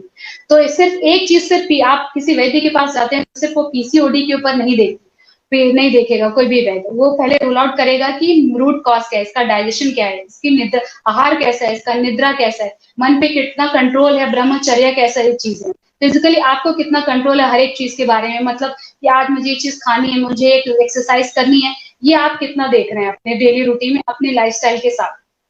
अब बात आती है कि हम बात करें थे अभी तक कि वात पित्त कफ हो गया, सप्त धातु हो गया, ट्रीटमेंट क्या होगी इसमें, ये ट्रीटमेंट है क्या, इसमें ये ट्रीटमेंट, मैंने ये जो सारी चीजें बताई वो, और ट्रीटमेंट में कैसे इसका इंपॉर्टेंस है, मतलब चिकित्सा में कैसे इंपॉर्टेंट है। सर लाइफस्टाइल डिजीज है, लाइफस्टाइल डिजीज है, तो आहार रस तो आएगा। तो आहार रस पे पहले फोकस किया और वो कैसे धातु को डिस्टर्ब करा वो चीज बताई कि वात पित्त कफ है, इसको डिस्टर्ब करा, आपके बॉडी टाइप के वो तीनों जो लड़कियां बताई मैंने, वो सारे सिम्टम्स हो रहे हैं। और आप जब वैद्य के पास जाते हैं तो वो बताते हैं कि हमें ऐसा ऐसा हो रहा है, तो हर एक लेडी को उसकी प्रकृति के अनुसार हमें ट्रीटमेंट देनी चाहिए, ये सबसे बेसिक है। और आयुर्वेद में इसकी ट्रीटमेंट है, कोई भी व्याधि का नाम ना लेते हुए उसके सिम्टम्स जो हैं, जो उसकी प्रकृति के अनुसार है, दोष धातु मल को अगर आप बैलेंस कर रहे हैं तो किसी भी व्याधि की ट्रीटमेंट होगी ही होगी। तो आचार्य सुश्रुत ने ये सारी चीजें, शारीरिक स्थान में मैं ये भी बताना चाहूंगी लोगों को कि आचार्य सुश्रुत जी ने, आचार्य चरक जी ने, वाग्भट जी ने और बाकी सारे आचार्यों ने फीमेल के लिए एक अलग ही ब्रांच करके, एक अलग ही चीज करके, एक अलग ही अध्याय पूरे बना के, ग्रंथ का अध्याय बना के उन्होंने बताया हुआ है कि आपके पास एक आशय एक्स्ट्रा है तो उसकी क्या साइकिल होती है, ऋतु क्षेत्र अंबु बीज क्या चीज होती है, उसमें ओव्यूलेशन का कैसे आता है, जब आर्तव काल चलता रहता है, जब आर्तव ओव्यूलेशन होता रहता है तो वहां पे मूवमेंट होती है। मूवमेंट का मतलब ये करेगा कौन काम, वात दोष का काम है, ये अपान वायु का काम है। ये वो अगर डिस्टर्ब रहेगा, आपने एक्सटर्नल फैक्टर से, अगर आपकी साइकिल क्लॉक अच्छी नहीं है तो वो डिस्टर्ब रहेगा, तो वो काम वहां पे रुकने वाला है, मूवमेंट उसको कैसा भी करता रहेगा। आप अपने बॉडी क्लॉक अच्छे से नहीं तो उसका मूवमेंट भी वैसे ही होता रहेगा, वो मेच्योर नहीं होगा, मेच्योर नहीं होगा तो रैप्चर नहीं होगा और ओव्यूलेशन आपका नहीं होगा, और इस तरह से आपको पीरियड्स नहीं आने वाले। फिर दूसरी चीज है कि बनता कब है, जब भी ये सारे ओवम मेच्योर होता रहता है तो उसके अंदर जो भी एग है उसके अंदर जो सारे के सारे एंजाइमेटिक एक्शन होते रहते हैं वो कौन कराता है, वो पित्त दोष का काम है आपका, वो सारी चीजें इसके लिए रिस्पॉन्सिबल होता है। इसीलिए बेसिक प्रिंसिपल पे मैं फिर से जा रही हूँ कि वात पित्त कफ का कैसे रोल है यहाँ पे, और हम किस व्यू से, किस चश्मे से, आयुर्वेद किस चश्मे से इसका इलाज करता है। फिर तीसरी चीज है कफ, मतलब कफ जो है आपका नरिशमेंट प्रोवाइड करता है, जो अंबु बताया था मैंने ऋतु क्षेत्र अंबु बीज में कि जो हार्मोनल इम्बैलेंस सारी चीजें हैं, कफ का काम है कि सारी जो लिक्विड चीजें जो वात पित्त कफ से लेकर जो ब्लड सर्कुलेट हो रहा है, आहार रस है उसमें कैसा आता है, उस हिसाब से आपको नरिशमेंट मिलने वाली चीज। तो ये तीनों दोष और आपकी जो मेंस्ट्रुअल साइकिल है वो कैसे रिलेटेड है इस पे। और अभी दुष्टि दोष हो गया ये, फिर दुष्टि क्या हुआ, मतलब कॉज क्या है इसका, तो ये अगर वात पित्त कफ आपने, मतलब एनवायरमेंटल फैक्टर्स आप बोलते हैं कि बाहरी चीजों से आपके कैसे इफेक्ट होती है ये चीजें, तो पहले से ही बताया कि वात पित्त कफ का काफी है। और आहार निद्रा और ब्रह्मचर्या ये तीन मेन कारण भी हो सकते हैं उसके। आहार निद्रा ब्रह्मचर्या को फॉलो किया तो आपको कोई भी व्याधि, पीसीओडी में कोई भी व्याधि नहीं होगी, पर ये चीज फॉलो नहीं की जाती और मे भी बहुत लोगों की अभी आजकल की लाइफस्टाइल के हिसाब से वो पॉसिबल भी नहीं हो सकती ये चीजें। तो आपको क्या करना है, मुझे ये भी बताना है कि आपको ऐसे क्या चीजें फॉलो करनी है कि एटलीस्ट अगर आप किसी दिन देर रात तक जग रहे हो तो उसके दूसरे दिन आपने बॉडी को क्या किया, या फिर अपने बॉडी के साथ कैसे आपने खाना कैसे खाया, आप उठे कैसे, पेट आपका कितना साफ हो रहा है, मल त्याग कब कर रहे हो, वेग जब आ रहे हैं तो वेग का धारण ना करते हुए, मतलब जब भी आपको यूरिन के लिए या फिर आपको ऐसे, इवन ये सारी बहुत लज्जा वाली चीज होती है, ये गैसेस पास ना करना, ये बहुत लोगों के टॉपिक छुपाते हैं लोग। ये अभी आप जो चीज अंदर चल रही है अगर आप उसको बॉडी को इक्विलिब्रियम चाहिए तो कैसे करेगा, वात दोष इक्विलिब्रियम का काम करता है। और जब ये डाइजेस्ट होता है उससे जो गैसेस सिक्रीशन होते हैं वो अगर आपकी बॉडी के बाहर नहीं आएगा तो समहाउ वो फोर्स करके अंदर आएगा, एक बलून है उसमें बहुत ज्यादा आप प्रेशर भरते जाएंगे तो समहाउ जो उसके आसपास के अंदर उस बलून की चीजें उसको प्रेशराइज करता जाएगा, आपकी बॉडी में वो टॉक्सिक चीजें एब्जॉर्ब होती जाएंगी, तो वो एब्जॉर्ब ना हो। और एक दिन का काम नहीं है ये, सतत, मतलब एक एक दिन अल्टरनेट डे, एक एक दिन अल्टरनेट डे, डेली आपकी वही रूटीन रहेगी तो बॉडी उसको इम्बैलेंस करने का काम करती है, फिर लक्षण दिखाना स्टार्ट कर देती है। अब बात आती है कि हम आहार सप्त धातु हो गया, त्रिदोष हो गया, अब बात आती है कि इसमें चिकित्सा हम कैसे करते हैं। तो मैंने पहले बोला कि पीसीओडी के जो सिम्टम्स होते हैं वो विभिन्न विभिन्न व्याधि में हर एक लेडी की दिखती है और उसको रूल आउट करते हुए उस जैसे मूल व्याधि है उसके हिसाब से हम उसकी चिकित्सा करते जाते हैं। अब चिकित्सा में हम बात करेंगे कि चिकित्सा कैसे करते हैं, तो योनि व्यापक की चिकित्सा, मतलब योनि जो भी मैंने बताया आपको कि कोई भी जो भी रोग होते हैं स्त्री को वो योनि व्यापक के अंदर आता है, योनि व्यापक की हम चिकित्सा करते हैं। मतलब क्या होता है, वात दोष की वजह से जो मूवमेंट इक्विलिब्रियम जो आपकी बॉडी, जो किंग ऑफ दोष जो मैंने बोला आपको, उसके डिस्टर्बेंस की वजह से ये चीज होती है। तो पहली वो चीज अगर आपकी रूल आउट होगी, पहला जो किंग है अगर आपने उसको रूल आउट किया तो बाकी उसकी सारी प्रजा, उसका सारे राज्य भी अच्छा रहेगा, वैसे आपका शरीर है वो भी वैसे ही अच्छा चलेगा और उसकी हर एक चीज अच्छी रहेगी।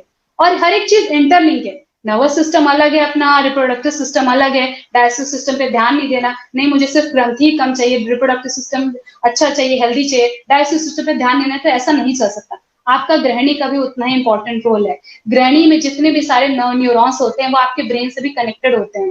तो आप जैसा आपका पेट साफ होता है वैसे आपको एक समहाउ अंदर ही अंदर इनसाइड आउट वाली चीज है कि अंदर तो आपको चल रहा है आज मेरा पेट नहीं साफ हुआ है, मेरी साइकिल अच्छी नहीं आ रही है, मुझे पिंपल्स भी आ रहे हैं। तो ये टेंशन क्रिएट करता रहता है इंसान और भी ज्यादा हार्मोनल इम्बैलेंस की तरफ जाता रहता है।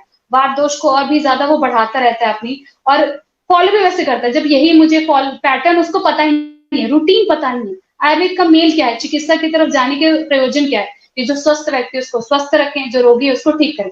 अभी स्वस्थ रहने के लिए क्या करना है, हमें कैसे फॉलो करना है चीजें, रूटीन में कैसे करना है, दिनचर्या अपनी क्या होनी चाहिए। तो वेग धारण नहीं करना है अपने को। जैसे क्लॉक है, प्रकृति की जैसे क्लॉक है कि रात में आपको नींद आती है, सुबह आप उठते हैं तो मल मूत्र का त्याग करते हैं। रात में ही सारी चीजें क्यों होती है? कुछ लोग बोलते हैं कि निद्रा का इतना इंपॉर्टेंस कैसे आ गया, हम तो 3 बजे सोते हैं, 8 बजे उठेंगे या फिर 10 बजे उठेंगे सुबह के, तो हमने तो 7-8 घंटे की नींद पूरी कर ली, फिर हमारी क्या डिस्टर्बेंस हो गई नींद में, कि ये कैसी चीज होती है? तो एक बात बताइए, जब बात का सबका काल बताया हुआ है कि नींद, अगर आप रात में जो डाइजेस्टिव सिस्टम काम करने वाला है, आपको डाइजेशन के लिए काम मिल रहा है, और सुबह जब जैसे सूरज आपका उगता है वैसे शरीर का भी सूरज आपका जब उगेगा, तो वो क्या देखेगा कि बॉडी तो हमारी सो रही है, वेग को वैसे ही धारण किया हुआ है उसने। तो ये प्रेशर आपका 1 दिन का 2 दिन का क्रिएट होता ही जाता है। दूसरे लोग क्या करते हैं, दोपहर में खा के नींद ले लेते हैं, कह रहे नहीं मेरी रात में नहीं हुई, मैं ना खा करके दिन में सो जाता हूँ। तो दिन में कैसी चीज चलती है, फिर आपका कफ और बढ़ाने का काम करते हैं। कफ कैसे बढ़ गया, मतलब जो चीज चलते फिरते आप बॉडी को, एक लेमैन की समझाती हूँ कि आप अगर अपने खाना खाया थोड़ा आप चलते फिरते हैं तो वो चीज डाइजेस्ट होने में हेल्प आउट करती है। अगर आप सो गए तो वो डाइजेस्ट कैसी होगी? तो ये भी चीज है कि निद्रा कब कब लेनी है, ग्रीष्म ऋतु में ले सकते हैं आप, बाकी सभी ऋतुओं में कैसे लेनी है ये भी ऋतुचर्या में बताया हुआ है आपको। फिर दिनचर्या में बताया कि आपको कैसे फॉलो करना है। और बाकी सारी चीजें जो है शारीरिक स्थान में ये सारी चीजें आती है कि आपके ऋतु क्षेत्र बीज को कैसे हेल्दी रखें, अपने गर्भाशय को कैसे हेल्दी रखें, मेंस्ट्रुअल साइकिल पे आने पे आप जब रजस वाला जब परिचर्या जो बताएगी, रूटीन बताएगी, उसको कैसे फॉलो करने से आप ये सारी चीजों को ऊपर आ सकते हैं, मतलब आपकी रिप्रोडक्टिव साइकिल जो हेल्दी हो सकती है। इस बात पे हमारा मेन फोकस है कि आप हेल्दी कैसे रह सकते हैं। अब ट्रीटमेंट की तरफ हम जाते हैं क्योंकि मेन हमारा वही पॉइंट है कि आयुर्वेदिक के पास ट्रीटमेंट है कि नहीं है। तो उसमें मैं बोलना चाहूंगी कि मैंने इतना सब कुछ बोला, दोष धातु मल सबके ऊपर बोला, ये क्यों बोला? ये इम्बैलेंस हो रहा है, ये आ कहाँ से रहा है? आपके आहार की वजह से आ रहा है, आपकी निद्रा की वजह से आ रहा है, आप ये ट्रिगर कर रहे हैं और दोष को और धातुओं को सबको इम्बैलेंस आप कर रहे हैं, ये बोल सकते हैं आप। इम्बैलेंस करना है तो आपको बैलेंस करना है। तो पहले जब लड़की आती है तो उसको तो पहले पेशेंट जब आती है या फिर कोई लेडी आए, हाँ दूसरी एक और चीज, मुझे पेशेंट के भी पेपर रखा हुआ तो मुझे याद आया, कुछ कुछ लेडी जो होती है वो सूतिका परिचर्या नहीं फॉलो करती, तो वो भी पीसीओडी की शिकार होती है। मतलब पहली प्रेगनेंसी तो एकदम नॉर्मल थी, पहले सिस्ट कुछ भी नहीं था, लेकिन जब प्रेगनेंसी हुई उसके बाद जो है उसको सिस्ट हो जाता है और वो कंसीव नहीं कर पाती। ये समस्या कैसी है?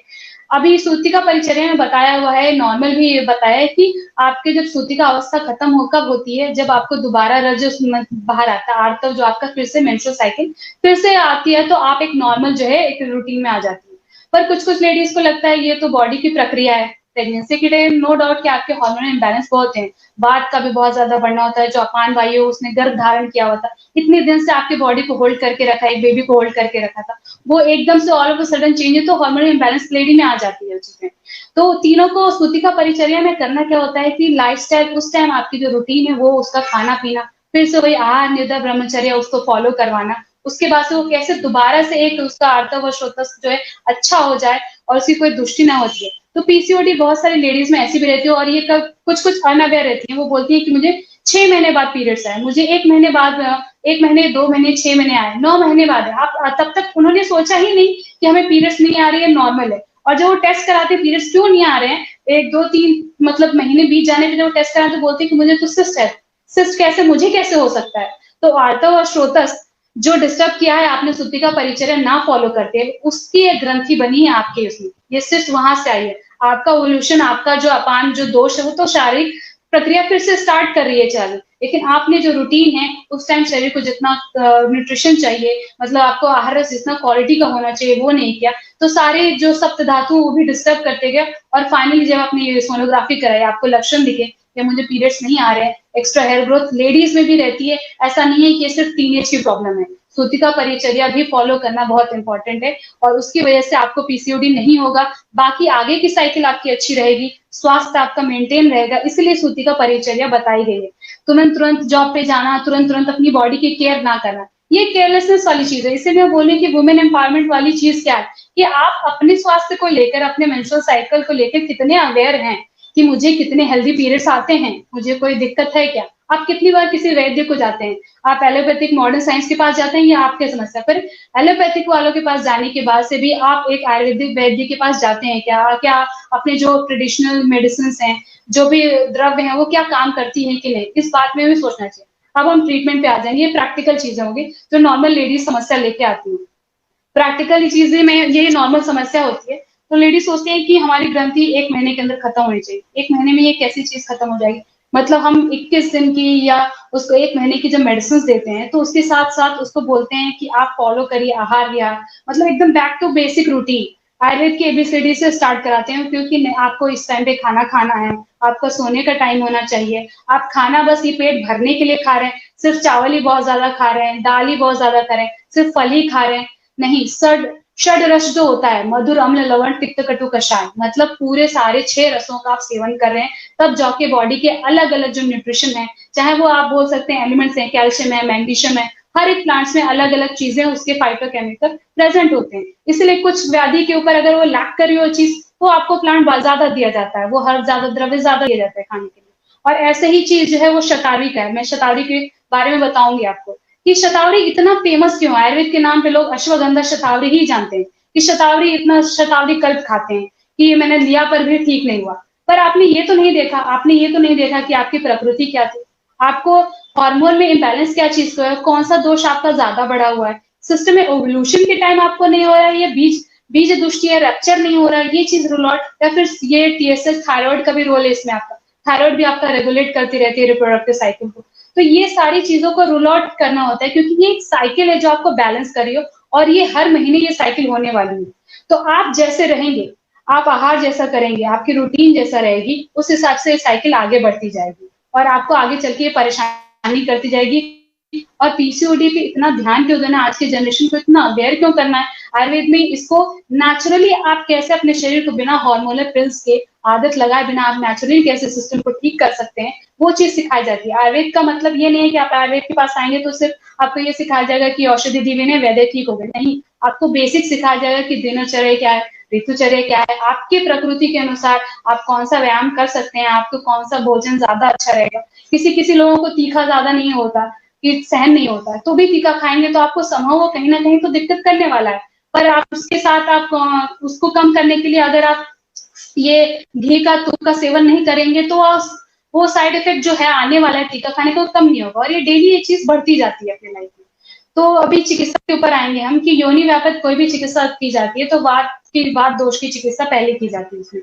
अब उसमें क्या क्या चीज आती है, एक्सटर्नल और इंटरनली हम कैसे काम करते हैं कि हम जो है मेडिसिन द्रव्य जो है वो लेडी को ठीक करते हैं। उसके बाद पंचकर्म की तरफ कैसे जाते हैं, पंचकर्म जो है इसमें कैसे इतना इंपॉर्टेंस आता है। सिर्फ ये तेल और मसाज वाली चीजें हैं, मतलब बेस्ती जो एनिमा देना है वो सिर्फ एनिमा दे के पेट साफ कराने वाली चीज ऐसी नहीं है। फिर कुछ कुछ द्रव्य जो है इंपॉर्टेंट कैसे होते हैं, तो हम पहले आएंगे कि ट्रीटमेंट हम क्या देते हैं, क्या क्या चूर्ण हम देते हैं। तो जैसे अभी मेरे पास क्लिनिक में अभी ये शतावरी चूर्ण है, उल्टा दिख रहा होगा आपको, शतावरी चूर्ण। तो इसमें जो सारी चीजें लिखी हुई है वो क्या है, एक सिंगल द्रव्य के कितनी प्रॉपर्टीज है वो इसमें सारी लिखी गई है। कि ये आयुर्वेदिक टर्मिनोलॉजी में लिखी है कि शतावरी गुरु होती है, शीत होती है, रसायनी होती है, मेधा अग्नि सबको बढ़ाने वाली चीज करती है। मतलब क्या है, एक सिंगल द्रव्य में इतने गुण है। अभी ये चीज प्रूफ कैसे होगी, ये तो आयुर्वेदिक टर्मिनोलॉजी की वजह से होगी, पर इस पे क्या रिसर्च किया गया है, रिसर्च भी किया गया है कि शतावरी जो है वो रिजुविनेशन के लिए काम करती है और इसको क्वीन ऑफ हर्ब्स बोला जाता है। मतलब क्या, ये औरतों के लिए इतनी महत्वपूर्ण क्यों है, टोनिक कैसे है रिप्रोडक्टिव सिस्टम के लिए, और इसका रिलेशन पीसीओडी में इसको देने का मतलब क्या हुआ। कैसे पीसीओडी में क्या होता है, हार्मोनल इम्बैलेंस होता है, हार्मोनल इम्बैलेंस होता है एंटी, तो ये एंटी डिप्रेसेंट काम करती है। तो एंटी डिप्रेसेंट जब काम करेगी, जो इसके फाइटोकेमिकल्स हैं वो आपके हार्मोन इम्बैलेंस को कम करने का काम करते हैं। दूसरी बात होगी कि ये कार्डियोवैस्कुलर भी है, ये आपके ग्लूकोज लेवल को, जो भी औरतें मोटी हैं, वो जो भी इनका वेट गेन हो रहा है उसको ग्लूकोज के लेवल को ये मेंटेन करती है ये चीज, इसलिए ये इतनी इंपॉर्टेंट हो जाती है। फिर बाकी सारी चीजें आती हैं कि ये वय स्थापन का मतलब एजिंग जैसी आपको उसको रोकने का काम करती है, डाइजेशन को अच्छा करती है आपके। अगर शतावरी का आपने व्यानोदानी मतलब डाइजेशन अगर खराब है और आपने शतावरी कल्प लिया तो ये कैसे काम करेगी। बेसिक इसके जो सारे गुण धर्म है वो यहाँ से एक सिस्टम से ना लेके पूरे सारे ओवरऑल सिस्टम में, मतलब पीसीओडी की समस्या तक, आपके हार्मोनल इम्बैलेंस तक, आपकी स्किन में हेयर ग्रोथ से लेकर सारी पूरी फीमेल रिप्रोडक्टिव सिस्टम पे काम करेगी। और इसीलिए इसको एक टॉनिक के जैसे नाम दिया गया है कि ये फीमेल रिप्रोडक्टिव सिस्टम के लिए ये इतना अच्छा काम करती है। अब शतावरी कल्प में शतावरी जो चूर्ण है उसमें यूज क्या किया जाता है, उसका मूल, स्त्री का मूल क्या है, स्त्री क्यों स्त्री है, क्योंकि वो उसके मेंस्ट्रुअल साइकिल, उसका जो यूट्रस है, गर्भाशय है, उसका वो एक मूल है, स्त्रीत्व का मूल है। और वैसे ही इस जो जो गर्भ है उसका भी मूल जो है वो उसका मूल यूज करते हैं, और उस मूल में जो है वो सारी चीजें आपके स्त्रीत्व की जो चीजें हैं, जो मेंस्ट्रुअल साइकिल को अच्छी रहे, आपके डाइजेस्टिव सिस्टम को अच्छे रहे, वो सारी चीजें इसमें पड़ी हुई हैं। तो आप इसके मूल को ले सकते हैं, इसका काढ़ा ले सकते हैं, आपका इसका चूर्ण ले सकते हैं। दूसरी चीज आती है कि एलोवेरा। एलोवेरा आजकल कुमारी जो बहुत फेमस हो रहा है, सब लोग उसका सरस बोल रहे हैं कि इम्यूनिटी के लिए अच्छा है, लिवर के लिए अच्छा है। उसमें ऐसी कौन सी चीजें हैं जो इतना अच्छा, कुमारी का नाम ही कुमारी है उसका, मतलब कि जो भी एक कुमारी, जो एक एज होती है कि हर एक आचार्य ने एक एज ग्रुप फैक्टर किया है कि एज डिवाइड किया हुआ है कि जो भी रजस्व, मतलब जिसको अभी रज नहीं, मतलब श्रोतस, मतलब उसको मेंस्ट्रुअल साइकिल नहीं शुरू हुई है, उसके लिए कुमारी आंसू कितना अच्छा काम करती है और बाद में भी कितना अच्छा काम करती है। अब कुमारी की मैं फाइटोकेमिकल्स के बारे में बात करूंगी क्योंकि वही टर्मिनोलॉजी लोगों को समझ आएगा। अगर मैं ये बताऊं कि वो आपके लिवर के लिए अच्छा काम करती है, टोनिक अच्छा काम करती है, तो आप ये मानेंगे पर कैसे काम करती है, उसमें ऐसी क्या चीज है, उसके कंस्टिट्यूएंट ऐसे क्या है कि वो इतना अच्छा आपके रिप्रोडक्टिव और ग्रंथि और पीसीओडी में पर्टिकुलरली कैसे यूज की जा सकती है। तो जो शतावरी है, मतलब अपने कुमारी सोरस है, कुमारी सोरस मतलब एलोवेरा जब आप लेंगे तो उसके फाइटोकेमिकल्स जो है उसमें कैल्शियम, मैग्नीशियम, ये सारी तो चीजें हैं ही, प्लस वो लिपिड, अपने कोलेस्ट्रॉल, इस सारी चीजों को भी कम करने का अच्छा काम करता है। उसके फाइटोकेमिकल्स इस चीज पे बहुत अच्छा काम करते हैं। इसीलिए ये चीज, इस पे रिसर्च की गई कि जब पेशेंट्स को दिया गया मेडिसिन और कुमारी का सोरस पिलाया गया और उसके बाद बाकी सारी सपोर्टिव मेडिसिन दी गई, तो क्या ये कुमारी इस पे काम करता है, तो ये रेगुलेट करके रिसर्च पेपर किया जा चुका है कि कुमारी जो है, सिंगल कुमारी ही सोरस लेने से आपको सारे जो इम्बैलेंस है, जो बोल रहे हैं कि रज और रज की जो दृष्टि है, मतलब आर्तवर्ष मेंस्ट्रुअल साइकिल की जो दृष्टि है, पीसीओडी की जो दृष्टि है, वो खत्म होगी। और ये खत्म कैसे होगी, बेसिक की फाइटोकेमिकल्स जो है, उसके जो केमिकल्स हैं, वो जो भी उसमें एलिमेंट्स जो भी प्रोड्यूस हो रहे हैं, वो आपको बहुत अच्छे से इस चीज को डाइजेस्ट करने में काम करेगी। और जो चीज आपकी कम है शरीर में, जो चीज कम है उसी के समानांतर आपने कोई चीज ली तो उस चीज की, वो उस सामान्य से सामान्य की वृद्धि होनी है, तो वैसे ही वो चीज बढ़ाएगी। अगर आपने मूल लिया किसी का, अगर शतावरी का मूल लिया तो आपका मूल जो है वो भी अच्छा होगा। मतलब स्त्री का मूल क्या हुआ, उसका गर्भाशय उसका मूल हुआ, स्त्री तो उसी से है उसका, तो इसलिए ये चीज बहुत अच्छा फायदा करती है। फिर है दशमूल के, दशमूल में क्या है, दशमूल, दशमूल, दश मतलब 10 प्लांट्स के मूल हो गए। तो वो सारे सोचिए अलग अलग मूल जो एक पेड़ को पूरा बढ़ाने का काम करते हैं, उसी के मूल के जो फाइटोकेमिकल्स हैं उसने अपना बॉडी में अलग से तैयार किया। उस जो उसका मूल है उसमें ऑलरेडी वो सारी चीजें आपकी जो बॉडी में है, वही एलिमेंट उसमें भी मौजूद होते हैं। तब हम चूज करते हैं कि ये एलिमेंट ये बॉडी से मिलती जुलती है तो ये सिस्टम पे अच्छा काम करेगी। तो इसके लिए भी सारे रिसर्च किए जा चुके हैं कि ये दोनों चीजें सिमिलैरिटी मिलने की वजह से आपका हार्मोनल इंबैलेंस कैसे कम हो जाता है। चूर्ण सिर्फ शतावरी का रसायन ही है, अभी तिक्ता है, स्वादिनी रसायनी है, मेदा है, अग्नि पुष्टि करती है, तो ये बोलने पे लोगों को ये चीज समझ में नहीं आती। लेकिन जब हम प्रूफ करेंगे कि नहीं, इसके जो केमिकल्स है, कंस्टिट्यूएंट्स है, जो आपके काम कर रहे हैं गर्भाशय पे, जो एलएच के लिए एक चाहिए आपको ट्रिगर कर रही है चीज, जो एफएसएच के लिए चल रही है चीज, शतावरी देने से वो कम होती है, तब ये बात समझ में आ जाती है, ये प्रूफ हो जाता है कि हाँ ये चूर्ण अच्छा काम करता है, इसका मूल अच्छा काम करता है इसमें। तो ये बहुत ही इंपॉर्टेंट है कि नारायणी शतावरी आप डेली के लिए भी ले सकते हैं। जो भी लेडी है, जो भी अपने डेली हेल्थ के लिए, मेंस्ट्रुअल साइकिल के लिए, वो शतावरी चूर्ण का सेवन कर सकती है या मूल का काढ़ा पी सकती है, वो डेली हेल्थ के लिए होगा, क्योंकि ये प्रक्रिया आपकी डेली चलनी है। आप में रोज आहार रस का सेवन करना, खाना खाना, आपको सोना है, तो ये सारी चीजों को कैसे हम इस रूटीन में फिट कर सकें, तो आप डेली अपनी लाइफ को कैसे इस सिस्टम के साथ, अपने अपने डेली लाइफ के साथ, अपने करियर के साथ भी अपना रूटीन, अपने मेंस्ट्रुअल साइकिल हेल्दी ले जा सकें, उसके लिए शतावरी चूर्ण खाना, आपको कंज्यूम करना सबसे अच्छी चीज रहेगी। दूसरी मैंने एलोवेरा के बारे में बताई कि एलोवेरा की जो प्रॉपर्टीज है वो एंड्रोजेनिक इफेक्ट को भी कम करता है। अभी एंड्रोजन बोलते हैं कि एंड्रोजन इफेक्ट से आपकी ऑयली स्किन होती है, पिंपल्स आते हैं, ये सारे, अगर एंड्रोजन, अगर ये हार्मोन को हम कंट्रोल कर लेते हैं, कुमारी में जो है वो सारे केमिकल्स मौजूद है, जो एलिमेंट मौजूद है, तो उससे ये भी चीज कम हो जाती है। तीसरी चीज अशोक का चूर्ण है। अशोक है मतलब जो दुख को दूर करे, जो कि अशोक का चूर्ण है, वो भी इसमें गर्भाशय के ऊपर बहुत अच्छा काम करता है। इसका काढ़ा चूर्ण है, ये भी हम देते हैं। इसे दशमूल का मैंने बताया आपको, दशमूल का काढ़ा ले सकते हैं। दश और ये सारी चीजें हैं कि मैंने बताया कि कोई भी लेडी अपने घर पे बैठे-बैठे नारायणी शतावरी चूर्ण का सेवन कर सकती है। पर आप उसको बिना किसी वैद्य को दिखाए आप अपने एक्सपेरिमेंट ना चालू करें। मैंने स्टेप जो आपको बताया था कि घरेलू नुस्खे जैसा ना लें। शतावरी चूर्ण मैंने क्यों बताया, कोई भी लड़की क्यों ले सकती है, कोई भी औरत क्यों ले सकती है, क्योंकि ये आपके रिप्रोडक्टिव सिस्टम का एक टॉनिक है और ये आपका सिस्टम अच्छा रहे, इसमें सारी चीजें हेल्प करती है और आपकी एजिंग के लिए भी बहुत अच्छी, इवन स्किन या फिर जो भी स्किन प्रॉब्लम्स आती हैं, आपको हेयर ग्रोथ जो एक्स्ट्रा होती है, वो सारा काम कैसे करता है, ये हार्मोनल लेवल कम करता है, एफएसएलएच को कम करता है और वैसे आपके सारे सिम्टम्स जाने लगते हैं। तो ये इस चूर्ण की बात होगी। अब बात करेंगे हम कि और बाकी क्या चीजें दे सकते हैं हम ट्रीटमेंट के हिसाब से। तो वैद्य ने पहले सबसे पहले जो भी आप वैद्य के पास जाएंगे वो ये बोलेगा कि आपकी प्रकृति क्या है, वात पित्त कफ है, उसमें आपकी बॉडी टाइप के अकॉर्डिंग आपका डाइजेशन कैसा है। मैंने ये बोला कि पांडु शोध की भी चिकित्सा वहां करना बहुत इंपॉर्टेंट हो जाता है। आपका एचबी बहुत कम करता है, तो कुमारी नारायण और शतावरी कल्प ये दोनों की चीजें हैं। जो शतावरी चूर्ण है वो आपका एचबी भी नॉर्मल करने में हेल्प करता है और आपका एक पैटर्न आता है। पांडु को एनीमिक कंडीशन या एनीमिया से जोड़ के ना देखते हुए उसके सारे लक्षण से हम जब जोड़ेंगे तब वो ट्रीटमेंट अच्छे से कर पाएंगे। अगर मॉडर्न की ही टर्मिनोलॉजी में यहाँ पे भी हम यही चीज लेने लगेंगे कि हमको ट्रीटमेंट सिर्फ और सिर्फ उसकी रिपोर्ट्स देख के करना है, प्रकृति ना देखते, उसका आहार उसका बल देख के ना करना है, तो ये ट्रीटमेंट मूल कॉज जो है वो वहां पे खत्म नहीं होगी चीज और किसी भी वैद्य की चिकित्सा पूर्ण नहीं होगी। हर एक के अपना अपना सिस्टम है। तो अभी हमने बात कर ली, एक तो हमने पहला बताया मैंने कि नारायणी मतलब शतावरी का नाम है, शतावरी चूर्ण कितना इंपॉर्टेंट होता है, कुमारी स्वरस कितना होता है, एलोवेरा कितना अच्छा होता है, दशमूल क्या होता है। मैं बार बार मूल पे जा रही हूँ, मूल क्या है एक स्त्री का, मूल का स्त्रीत्व क्या है, इसलिए मूल उस पर कितना अच्छा काम कर रहा है। जैसी प्रकृति बाहर है वैसी प्रकृति आपके शरीर के अंदर है, इसीलिए जो सारे जो भी अपने हर्ब्स हैं, जो भी द्रव्य हैं, जो बाहर प्रकृति निसर्ग में जो भी दी चीज है वो आपके शरीर पे काम कर रही है। अब ये हो गया कि ये मेडिसिन की आदत नहीं लगेगी और हर्ब्स ही हमको क्यों लेना है। आप पालक की सब्जी और ये सारी चीजें बड़ी फेमस होती हैं कि और ये खाएंगे, अनार का जूस पियेंगे, दारिम का जूस पियेंगे या फिर आपको द्राक्षा खाना है, ये अच्छी चीज है। ये टेस्ट में ऐसी चीज है इसलिए आप रेगुलरली आप खाते हो। पर अगर शतावरी चूर्ण आपको मैंने बोल दिया तो ये डेली आपको लगता ही नहीं कि डेली इंक्लूड करने वाली चीज।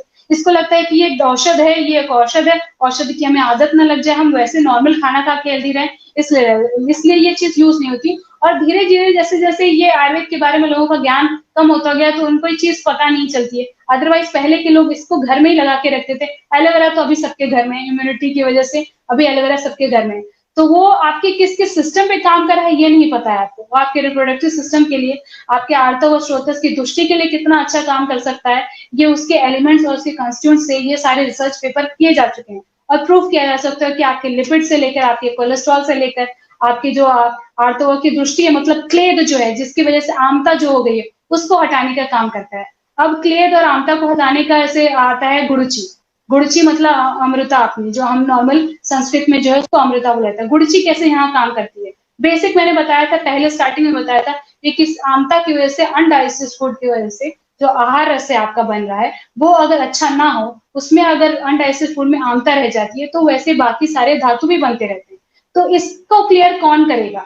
गुड़ची का काम यहाँ पे क्यों इतना अच्छा है, गुड़ची क्यों एक अमृत के जैसे काम करती है। ये सिर्फ फीवर में ही काम आती है नहीं, इसमें जो कंस्टिट्यूएंट है वो आपके आम पाचन मतलब अनडाइजेस्टेड फूड है उसको हटाने का काम करता है, वहां का आवरण हटाने का करता है। मतलब वहां पे जो आपके पूरे सिस्टम में जो क्लीन नहीं हुआ, मतलब आपको भूख नहीं लग रही है, बहुत दिनों से खाना खाने इच्छा नहीं हो रही है, इस सबका दीपन पाचन काम करता है। दीपन पाचन काम क्या करता है कि आपके स्रोतस अवरोध को भी, जो फैट है, जो भी सेल्स हैं, उनको भी हटाने का ये अच्छे से काम करता है। इसलिए गुड़ची का काढ़ा या फिर गुड़ची के पत्ते खाना, इसलिए गुड़ची का चूर्ण देना इतना हेल्पफुल हो जाता है इस चीज के लिए। इसको इसको गिलोय भी बोलते हैं हिंदी में।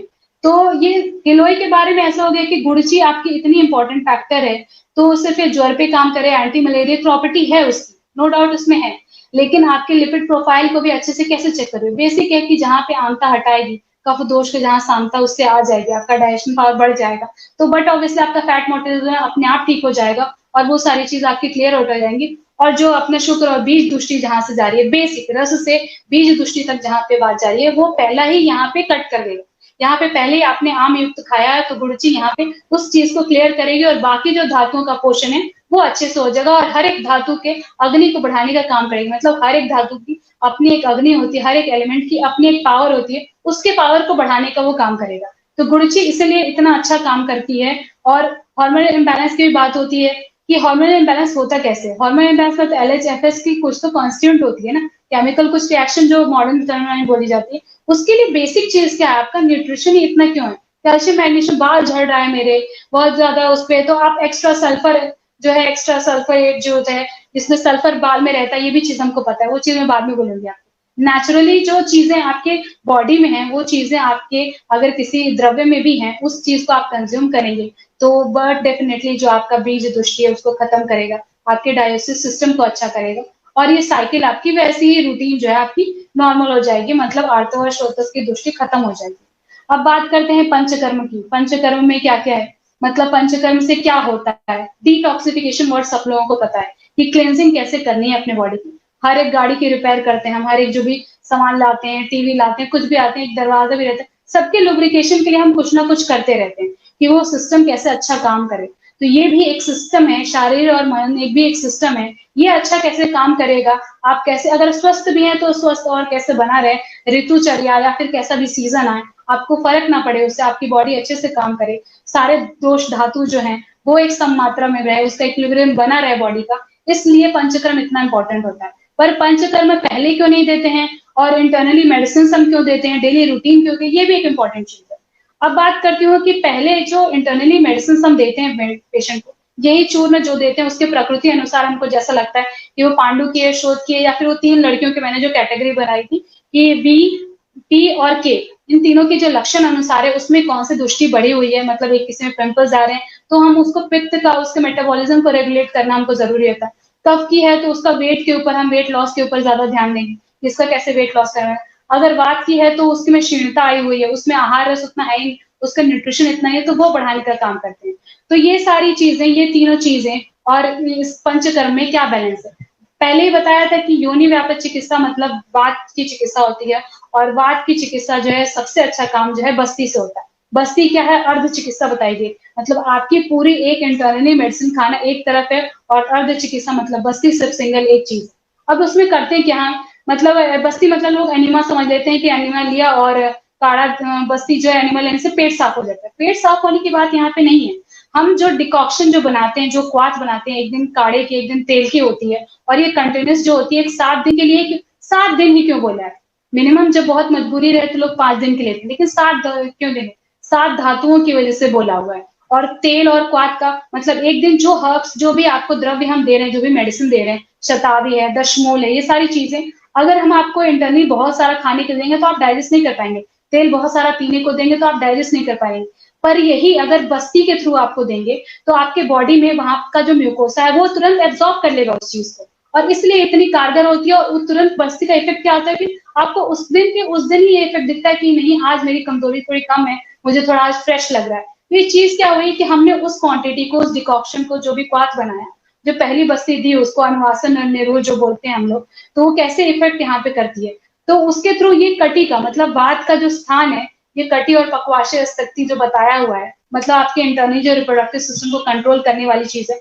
और ये सिस्टम भी वही, रिप्रोडक्टिव सिस्टम भी जो है अपना, जो पूरा ओवरऑल है वहीं पे, आपका जो मल मूत्र का जो भाग है वो भी वहीं पे, उसके थ्रू दिया जाएगा, तो वो आपके एब्जॉर्ब करके वो यूट्रस पे भी, बट ऑब्वियसली आपके रिप्रोडक्टिव सिस्टम पे काम करने वाली है, इसीलिए ये इतना अच्छा रहता है। उत्तर बस्ती नाम की भी चीज है, उत्तर बस्ती जो योनि मार्ग है जहां से आपका रज बाहर आता है, डायरेक्टली उसमें दे देते हैं ताकि आपकी ये यूट्रस में जाके वहां का एनवायरमेंट जो है वो अच्छा करे आपका, मतलब एंडोमेट्रियम वॉल से लेकर सारी चीजें वो एब्जॉर्ब करने की पावर होती है। स्किन में जब भी आप देते हैं इससे सिक्रीट होती है और चीज अंदर जाती है। तो यही चीज आपके अंदर भी एनवायरमेंट है, वहां का जो लेयर रहती है, वहां का जो पित्त है वो भी वहां पे काम कर देगा, और आप जो काढ़ा देंगे, क्वाथ देंगे, वो तुरंत, जो भी तेल देंगे वो तुरंत एब्जॉर्ब हो जाएगा, और वो आपके बॉडी, आपके सप्त धातु को ऐसे 7 दिन में बैलेंस करने का काम करेगा। तो कुछ लोगों को एबॉर्शन भी होता है, तो ये बोलते हैं कि हम तुरंत चांस लेने, क्या हमने मेडिसिन लिया तुरंत चांस। अपने शरीर को थोड़ा सा जो सप्त धातु है उसको बैलेंस के, जो एलिमेंट्स है आपके बॉडी में उसको बैलेंस करने का काम दे, अपने बॉडी को, अपने मन को ये थोड़ा समय दें। तो एबॉर्शन होने के बाद भी लेडीज सोचती है कि पीसीओडी था, फिर मैंने ये लैप्रोस्कोपी करा ली, उसके बाद तुरंत मैं ये इसके लिए चाहूं नहीं, पहले अपने सप्त धातु को, अपने रिप्रोडक्टिव, अपने शारीर और मानसिक दोनों बल को बढ़ाइए, उसके बाद जो है आप चांस लेने की सोचिए। और बाकी जो बस्ती होती है, जो लड़कियां होती हैं, उनमें ये चीज हम उत्तर बस्ती अवॉइड करते हैं। और नॉर्मल बस्ती से क्या होता है कि उसको इफेक्ट जल्दी आता है, मतलब बहुत ज्यादा स्थूलता है या बहुत ज्यादा क्षीण है, उसका बल नहीं है और उसकी पॉलिसिस्टिक जो साइज है वो बहुत ज्यादा बढ़ी हुई है, तो हम साइमल्टेनियसली पाचन करने के बाद, मतलब 7 दिन उसके सिस्टम में सप्त धातुओं पे काम करने के बाद, एक पेट साफ कराने के बाद, उसका मन को ये, जब वो मेडिसिन लेती है तो वो सोचती रहती है कि मैं ये सारे जो हर्ब्स ले रही हूँ, उसका ये भी काम है कि हार्मोनल इम्बैलेंस भी वो 7 दिनों में उसका वो कम करती रहती है, पर ये चीज वो दिखती नहीं है, वो पॉजिटिव होती रहती है लेडी, और जो नेक्स्ट जो पंचकर्म जो डिटॉक्सिफिकेशन कराना था उसके लिए वो रेडी हो जाती है वो चीज।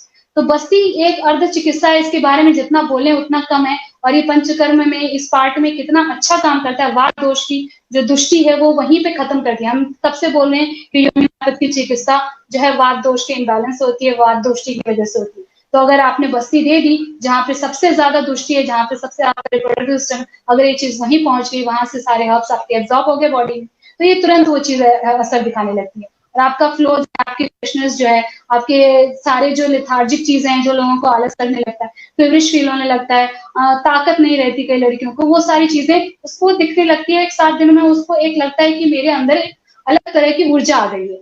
तो बस्ती की ये चीज होती है, और बस्ती का बहुत सारा अलग कार्य है कि बस्ती सिर्फ इस तक सीमित नहीं है कि आपके बॉडी में कैसे लगती है, इसके अलग से पूरे रिसर्च किए जाते हैं कि ऑब्जर्व करने के बाद या आपके रिप्रोडक्टिव सिस्टम के लिए कैसे काम करती है। फिर दूसरा है शिरोधारा नाम की चीज है। शिरोधारा क्या है कि आप जो है तेल की जो है वो धारा अपने यहाँ पे आज्ञा चक्र पे छोड़ते हैं। यहाँ पे अगर आपने यहाँ पे चूर्ण का लेप करते हैं, बाउंड्री यहाँ पे बनाएंगे आप, और वहां पे वो कंटिन्यूस तेल गिराते हैं। इसका क्या फायदा है और ये कितना इंपॉर्टेंट है? आहार के बारे में हमने बात कर ली थी, अभी इसका इंपॉर्टेंस क्या है कि निद्रा, निद्रा जो चीज आपकी पीनियल ग्लैंड है, जो एक क्लॉक है आपके अंदर, एक क्लॉक जो है जिसकी वजह से आपके सोने की उठने की सारी साइकिल है जो चलती रहती है, उस पे आज्ञा चक्र पे डायरेक्ट काम कर रहा है। आज्ञा मतलब आपको ज्ञान होना कि मेरे लिए, मेरे स्वास्थ्य के लिए ये चीज कितनी इंपॉर्टेंट है।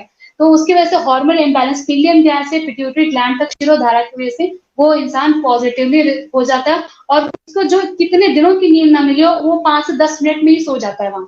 और पेशेंट ऐसा देखा गया कोई इतनी गहरी नींद में रहता है कि उसको उठाना पड़ता है कि अभी आपका कंप्लीट हो चुकी है। तो शिरोधारा से जो मेंटल स्ट्रेस है, आपका हार्मोनल इम्बैलेंस है, वो सारी चीजें, जो एंजाइटी लेवल आपका बढ़ गया बहुत ज्यादा, अपने आप को लेके खुद ब खुद डेली डेली नेगेटिव होता है। पीसीओडी की प्रॉब्लम तो अंदर रहती है, पर बाहर जो प्रॉब्लम्स दिखती है, एक्स्ट्रा हेयर ग्रोथ भी दिखती है, या फिर आपका मेल जो पर्सन जो वॉइस चेंज होने लगती है, ये सारे पिंपल्स बहुत ज्यादा आ सकते हैं। तो ये जो है आपका कॉन्फिडेंस लो कर सकती है चीज। और उसके बाद ये नींद पे इफेक्ट करते हैं आप पूरे दिन आजकल मोबाइल फोन्स की वजह से, और भी सारे जो क्लॉक, एक पीनियल ग्लैंड का जो एक क्लॉक है अपने बॉडी में, वो पूरा डिस्टर्ब हो जाता है। उसको पता ही नहीं चलता कि मुझे सोना कब है, नेक्स्ट डे उठना कब है। एक दिन हम 7 बजे सोएंगे, एक दिन 10 बजे सोएंगे, एक दिन 3 बजे सोएंगे, तो ये सिस्टम काम कैसे करेगा? हर एक शरीर का, हर एक बॉडी का, हर एक इवन मशीन का भी एक सिस्टम होता है जिस वो सिस्टम से चलती है। एक दिन 2 दिन ये चीज चल सकती है, पर बार बार आप करेंगे तो समा बॉडी उसको इफेक्ट दिखाने ही वाली है, आपके इंसुलिन को वो बढ़ाने ही वाली है, आपके हार्मोन को इम्बैलेंस करने वाली है। फिर तीसरी चीज आती है रक्त मोक्षण कैसे करते हैं। रक्त मोक्षण मतलब क्या हो गया कि हम लीच थेरेपी करते हैं, जलों का उच्चारण करते हैं। ये कैसे हुई? ये बहुत बात की लेवल हुई कि जैसे कुछ लड़कियों को बहुत ज्यादा पिंपल्स आ सकते हैं, और पिंपल्स आने पर वहां दाग हो जाते हैं, उसका हम क्या उपचार करेंगे एक्सटर्नली? लोगों को इंटरनली हार्मोन इम्बैलेंस कितना हो रहा है, इससे ज्यादा मतलब है कि हम एक्सटर्नली दिख कैसे रहे। इस वजह से इस चीज की तरफ भागते हैं, वो डॉक्टर की तरफ भागते हैं कि हम दिख कैसे रहे, हमारा बाल इतना झड़ रहा है, हमारा प्रेजेंटेशन नहीं है, मैं ऑफिस में नहीं जा सकती, मुझे इंटरव्यू में नहीं लिया जाएगा। या बहुत सारे ऐसे क्षेत्र हैं जहाँ पे आपका प्रेजेंटेशन एक रहना इंपॉर्टेंट, एक प्रेजेंटेबल रहना इंपॉर्टेंट है। तो जलों का उत्तरण लीच थेरेपी से क्या होता है? लीच जो है, जो जलू है, उसमें एक न्यूरॉन्स अलग से बहुत सारे, उसके बॉडी में पूरे न्यूरॉन्स रहते हैं। उसकी एक अलग स्टडी है कि वो जहां पे भी टेम्परेचर गर्म रहता है उसके लिए वो एक्टिवेट रहती है, लाइट की तरफ एक्टिवेट रहती है। तो जब आपके चेहरे पे जो है, जब आप हाथ लगाओगे, तो मैंने पहले बोला कि एक जो पी नाम की लड़की थी उसको बहुत ज्यादा पिंपल्स आते हैं। पित्त क्या कैसा काम है? पित्त का मतलब है तो हीट का ही मतलब नहीं है, पित्त का मेटाबॉलिज्म से भी काम है। तो यहाँ का जो आपका शरीर का जो भी ब्लड सर्कुलेशन है, अगर उसमें पित्त बढ़ा हुआ है, यहाँ पे जो पित्त बढ़ा हुआ है, अगर उसमें दुष्टि है तो इसको हम निकालेंगे। वो दुष्टि हो चुकी है, पर लोकली हम किसी से कट करके वो नहीं निकाल सकते। तो जलू यहाँ पे बहुत अच्छा काम करती है। यहाँ की भी शुद्धि, मुख की जो शुद्धि है वो जलों का आचरण से हो जाती है, और इसकी सेटिंग हम करके जो एक्सटर्नल जो है अपने फेस का है, वो भी कॉस्मेटिक पर्पज से वो भी चीज ठीक कर देते हैं। तो ये चीज आ जाती है कि ब्लीच थेरेपी कैसी रही। फिर आता है कि आहार, निद्रा, ब्रह्मचर्य। मैं सबसे लास्ट में यही बोलना चाहूंगी कि आहार, निद्रा और ब्रह्मचर्य यही व्याधि का मूल है। आप दोष धातु को ना समझ पाए, या फिर सप्त धातु को ना समझ पाए, लेकिन अपनी डेली रूटीन तो सबको समझ में आती है कि हमें डेली रूटीन में क्या रखना है। प्रज्ञा अपराध मतलब आप जानबूझ के अपने लिए अगर बार बार चीज करेंगे तो ये चीज आपको कहीं सम बॉडी आपको दिखाने ही वाली है। आप उसको इग्नोर करते रहते हैं तो बॉडी उसको ऊपर अपने स्किन के थ्रू तो वो चीज दिखाने वाली है, आपको पेन के थ्रू दिखाने वाली है। आपको पेन जब तक नहीं होगा तब तक आपको ये समस्या पता नहीं चलती है। तो आहार निद्रा ब्रह्मचर्य फॉलो करना बहुत इंपॉर्टेंट है। कपालभाति और अनुलोम विलोम प्राणायाम सबसे अच्छा और सबसे उत्तम बताएगा। कपालभाति करने से सिंगल कपालभाति, ये सारे बहुत सारे रिसर्च भी चल रहे हैं इस पे, प्राणायाम का आजकल लोगों को अवेयरनेस भी हो सकते हैं। कपालभाति प्राणायाम एक सिंगल स्ट्रोक करने से क्या हो जाता है, सिंगल स्ट्रोक मारने से आपको पेट में जो है बार बार हवा छोड़ने से, मतलब आप ब्रीदिंग जो छोड़ते हैं, ब्रीदिंग इन एंड आउट की जो एक्सरसाइज होती है छोड़ने की वजह से आपका रिप्रोडक्टिव सिस्टम कैसे अच्छा होता है। तो पहले ही बोला था कि सबका किंग ऑफ सारे व्याधियों का किंग योनि व्यापक है, वात की दुष्टि है। अगर वो प्राणायाम से, जो प्राणायाम का मतलब प्राण, जो आप जो वायु ऑक्सीजन जो ले रहे हैं, अगर वो अगर मेन सर्कुलेट हो गया, आपके सेल को हर एक को ऑक्सीजन मिल गया अच्छे से, तो वो अपना मेटाबॉलिज्म, माइटोकॉन्ड्रिया उसका अच्छे से काम कर सकता है। वहां पे फैट कहीं कहीं डिपोजिशन होने का मतलब ही नहीं रह जाता। और दूसरी बात है कि वो कपालभाति करने की वजह से जब 2 से 5 मिनट 10 मिनट ये लगातार आप जब प्रैक्टिस करते हैं तो रिप्रोडक्टिव सिस्टम उसकी वजह से ट्रिगर आउट होता है, उसको एक एक्सरसाइज मिल जाती है। आप अंदर एक्सरसाइज कैसे कराएंगे, उसको मसल की एक्सरसाइज कर लेंगे। पर इस स्ट्रोक की वजह से जहां पे ये मेनली जो है आपके इंटेस्टाइन से लेकर बाकी सारे रिप्रोडक्टिव सिस्टम की भी एक एक्सरसाइज अंदर के अंदर हो जाती है। और ब्रीदिंग प्रॉब्लम की वजह से क्या होती है कि कॉन्सेंट्रेशन अच्छा हो जाता है, नींद अच्छी आने लगती है और डाइजेस्टिव सिस्टम अच्छा होता है। तो कपालभाति के एक सिंगल प्राणायाम में मल्टीपल यूजेस हैं। अगर किसी को डेली अपने पीसीओडी के लिए करना है तो मैं ये बोलूंगी कि नारायणी जो मतलब शतावरी का जो है शतावरी चूर्ण का सेवन करें, एलोवेरा खाएं, हेल्दी रहने के लिए भी चीज है। ऐसा नहीं कि सिर्फ ये पीसीओडी के लिए बताया, आपको पीसीओडी ना हो फ्यूचर में, आपको जो भी इनफर्टिलिटी और बाकी जो व्याधि है स्त्री के रिलेटेड, जो भी व्याधि स्त्री रोग है वो सारे ना हो, तो आप शतावरी चूर्ण का सेवन करें, कपाल भाती प्राणायाम करें, अनुलोम विलोम करें। जिससे अनुलोम विलोम करने से क्या आप ऑक्सीजन ले रहे हैं और कार्बन डाइऑक्साइड छोड़ रहे हैं। ये तो बेसिक, ये सबको पता है कि आपके शरीर में जितना ज्यादा प्राण वायु रहेगी, जितना अच्छे से वो काम करेगा, ऑक्सीजन जितना अच्छे से रहेगा, वो हर एक माइनट माइनट सेल को उतना अच्छे से काम कराएगा। हर एक अपने ऑर्गन की, अवयव की एक मेमोरी होती है। अगर आप उसको बार बार ट्रिगर ऑफ करें नहीं करेंगे, उसके हिसाब से रूटीन नहीं रखेंगे, तो उसकी डिस्टर्बेंस होने वाली और वो चीज बाहर दिखने वाली है। तो पहला है, मैंने बताया कि दशमूल का जो पार्ट था वो ले सकते हैं आप, शतावरी कल्प ले सकते हैं। और इस पे सारे ये ऐसे ही नहीं बोलना है, सब पे रिसर्च हो जा चुकी है। ये बोलते हैं कि आयुर्वेद का मतलब ये प्रूफ क्या है सर, तो ये सारे आयुर्वेद के लोगों ने, सारे साइंटिस्ट ने ये सब चीजों का प्रूफ दिया हुआ है। ये सारे जो भी मैं बोल रही हूँ कि फाइटोकेमिकल होते हैं, एंड्रोजन इफेक्ट कम हो जाता है, ये सारे हार्मोन जो केमिकल्स होते हैं, एलिमेंट्स होते हुए हैं, वो सब कुछ प्रूफ किया गया हुआ है। तो आपको ये रिसर्च पे आयुर्वेद को और जानने की जरूरत है, वैद्य के पास जाने की जरूरत है। ये एक साइंस है आयुर्वेद, जिसमें सब चीजों का, आपकी प्रकृति से लेके आपके मूल का, जो स्त्री का मूल है उसको ठीक करने का काम करती है। फिर है कपालभाति, अनुलोम विलोम और बाकी सारे प्राणायाम है, जैसे अर्धलासन है, मंडूकासन है। मंडूकासन करते टाइम आप पूरे के पूरे पैनक्रियास से मेन फोकस करता है, डायबिटीज के लिए भी अच्छा काम करता है। और यहाँ पे रिप्रोडक्टिव सिस्टम, क्योंकि ये इंसुलिन रेजिस्टेंट जो भी लोग हैं उनके लिए मंडूक प्राणायाम बहुत अच्छा काम करेगा। यहाँ कपालभाति आप एटलीस्ट जो भी यहाँ पे जो भी औरतें सुन रही हैं, जो भी लड़कियां सुन रही हैं, उनसे यही बोलना चाहूंगी कि अपने आप को, अपनी मेंस्ट्रुअल साइकिल हेल्दी रखने के लिए आपको डेली कुछ ना कुछ चीजें तो करनी ही चाहिए। एक तो शतावरी चूर्ण अगर आप ना खा पा रहे हैं, चलिए वो आपको नहीं, आप हेल्दी हैं, आपको इसकी जरूरत नहीं है, आपकी साइकिल अच्छी है, तो कम से कम और अच्छी रहे आपका, आगे जाके ये चीज, कोई बाहरी इन्वायरमेंटल फैक्टर तो चेंज होता रहेगा।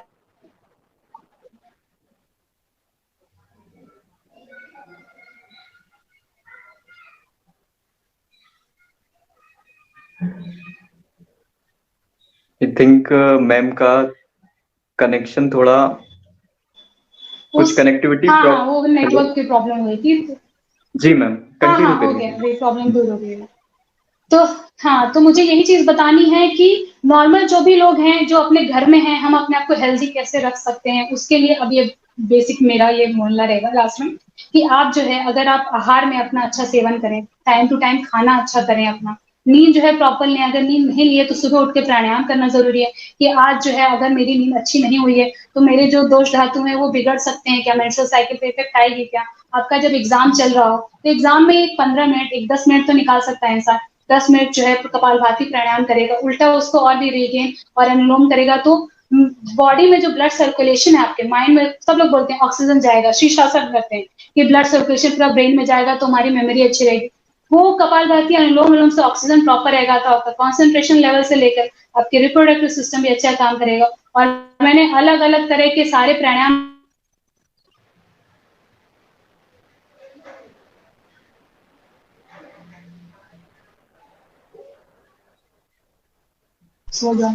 हेलो हेलो, हाँ कंटिन्यू करिए मैम, कुछ नेटवर्क का हाँ प्रॉब्लम है। तो सबसे पहले ये चीज होती है इम्यूनिटी से लेकर अपने लाइफस्टाइल को अच्छे से लेकर आपका वेट लॉस बराबर है। अगर आपने कभी खाना ज्यादा कर लिया या फिर आपका कंटिन्यूस उस मंथ में ज्यादा करें तो आपके लिए 3 प्रमुख चीज क्या होंगी। मतलब इतनी सारी चीज होगी, ये तो वैद्य के पास जाएंगे, आपको चिकित्सा देगा, सिद्धांत होगा, पर आपको डेली रूटीन में क्या चीज अपनानी है। इस मेन जो पूरे इसका लेक्चर का या अवेयरनेस का मैंने ये क्यों लिया है, पीसीओडी के बारे में बताना से ज्यादा ये चीज है कि आप अपने लिए कितना अवेयर है, अपनी बॉडी के लिए कितना अवेयर है, अपने मेंस्ट्रुअल साइकिल के लिए कितना अवेयर है, उसके लिए आप डेली क्या फॉलो कर सकते हैं। आप हेल्दी हैं और हेल्दी रहें, जो आयुर्वेद का प्रयोजन है कि अगर आप स्वस्थ हैं तो स्वस्थ आपका कैसा बना रहे, इसीलिए ऋतुचर्या, दिनचर्या, वेग का धारण ना करना, ये सारी चीजें, मल मूत्र का त्याग करना, आपका एक टाइम में मल मूत्र का त्याग, मतलब मूत्र का जो है फ्रिक्वेंटली आप जब भी जा रहे हैं, बहुत जल्दी नहीं लेकिन जब भी आपको लगता है उस वेग को ना रोकना, आप टाइम टू टाइम, आपको जब भी यूरिन की कॉल आती है तो आप जाएं उसको करें। फिर आपका वेट का जब आता है, जब आपको पुरुष मतलब अपना त्याग करना हो, मल त्याग करना हो, तो उसके लिए वेट ना करें इधर से उधर। लोग टाइम पास करते रहते हैं, फोन लेके देखते रहते हैं, गर्म पानी पियेंगे, आपका वो एक्स्ट्रा चीजें ना करें, बॉडी को अपने सिस्टम की वजह से काम करे, जैसे प्रकृति अपनी काम कर रही है वैसे साइकिल आपकी बॉडी का।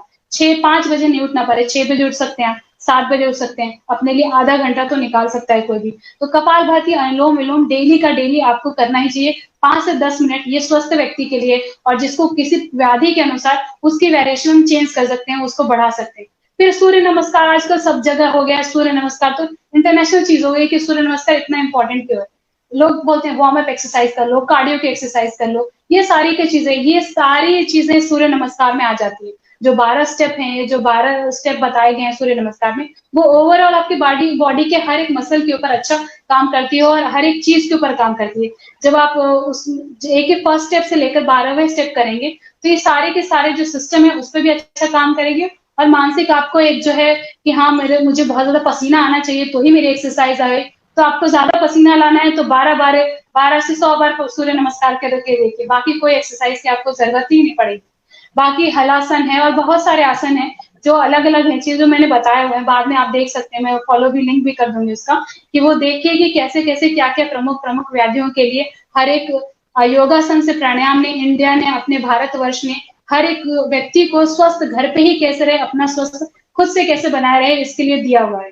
तो पीसीओडी को इन जनरल हम आयुर्वेद में योनि व्यापक चिकित्सा बोलेंगे। और यहाँ पे मैं बार बार यही फोकस करूंगी, एंड में यही बोलना चाहूंगी कि आहार निद्रा ब्रह्मचर्य अपना करें, अच्छा करें, और अपने मानसिक संतुलन को इन्वायरमेंटल फैक्टर की वजह से अपने को डिस्टर्ब ना करने के लिए ये प्राणायाम, योगासन, मेडिटेशन, जो लोग बोल रहे हैं कि मेडिटेशन करते रहो, इसको करते रहें। और हर एक लेडी, हर एक लड़की ने अपने मेंस्ट्रुअल साइकिल को हेल्दी करने के लिए अवेयरनेस होनी चाहिए। पीसीओडी एक बहुत बड़ी अलग से व्याधि है, आपको ये ठीक नहीं हो सकती, ऐसा कुछ भी नहीं है। आयुर्वेद में इसका कोई इलाज नहीं है, इसकी चिकित्सा नहीं है, ऐसा भी कुछ नहीं है। ओवरऑल आप जब आयुर्वेद के पास आएंगे तो आपको A to Z from ABCD आपकी दिनचर्या से लेकर आपके हेल्दी तक, आपकी प्रेगनेंसी तक और सूती का परिचर्या तक बताया हुआ है कि आप पूरे स्वस्थ कह रहे थे।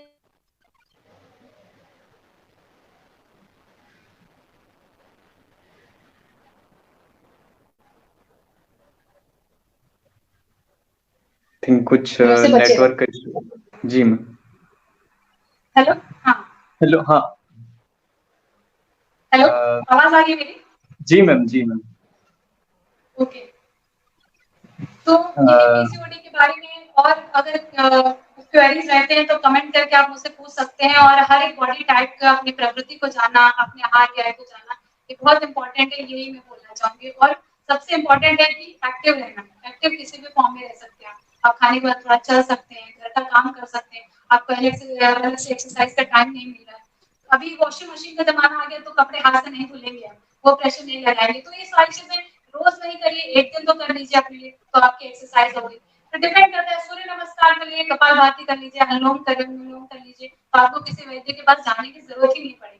योगासन, एक्सरसाइज, आहार विहार ये सब अच्छा रहेंगे, पथ्य को फॉलो करेंगे आप कि विरुद्ध आहार कैसे खा रहे हैं, ये सब चीजों को विरुद्ध आहार मतलब क्या है, दूध और मछली, जैसे कभी-कभी लोग नॉनवेज में क्या करते हैं, फिश और नमक एक साथ खाते हैं, ये व्याधि है।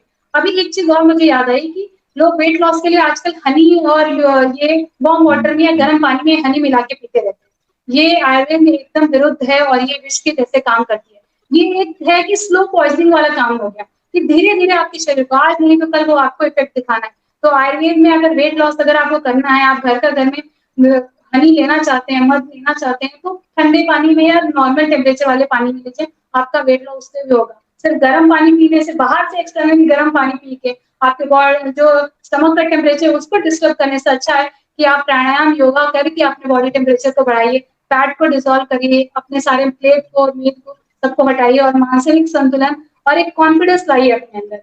इससे हो सकती है चीजें। ओके।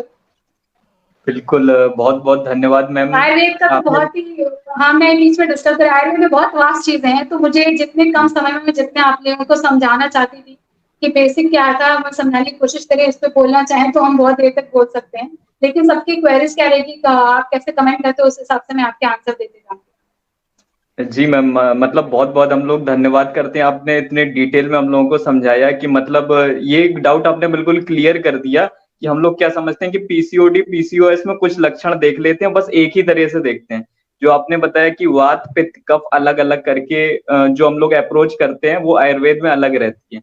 और जिस हिसाब से उनके कौन-कौन से कॉजेज़ रहते हैं, क्योंकि क्या रहता है कि रजस्वला जैसे आपने बताया और सूत का रजस्वला परिचर्या फॉलो परिचर्या। ना करना, रजस्वला परिचर्या, ये सब फॉलो ना करना और जो आहार, निद्रा, ब्रह्मचर्य, इनको फॉलो ना करना, दिनचर्या और ऋतुचर्या को फॉलो ना करना, तो एक मिला-जुला कर ये लाइफ़स्टाइल डिसऑर्डर है, तो जिसको आपने बहुत ही इलैबोरेटली और बिल्कुल स्पेसिफिकली बताया, तो उसके लिए हम लोग बहुत-बहुत धन्यवाद करते हैं। उसके बाद जो ट्रीटमेंट आपने बताया, एकरी चूर्ण में हम लोग कौन-कौन से यूज़ करते हैं और उसके बाद पंचकर्मा में कौन-कौन सी थेरेपीज़ रहती हैं, उसके बाद योगा में हम लोग कौन-कौन सी चीज़ें कर सकते हैं, उनको बिल्कुल आपने डिटेल में डिस्क्रिप्शन दिया, तो इसके लिए बहुत-बहुत थैंक यू। और जिसके भी अगर कोई भी क्वेश्चन है तो वो पुट कर सकते हैं।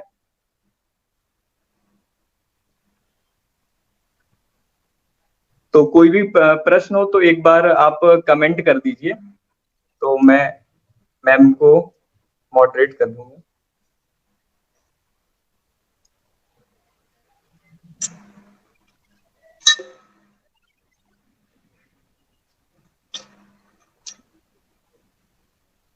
मैम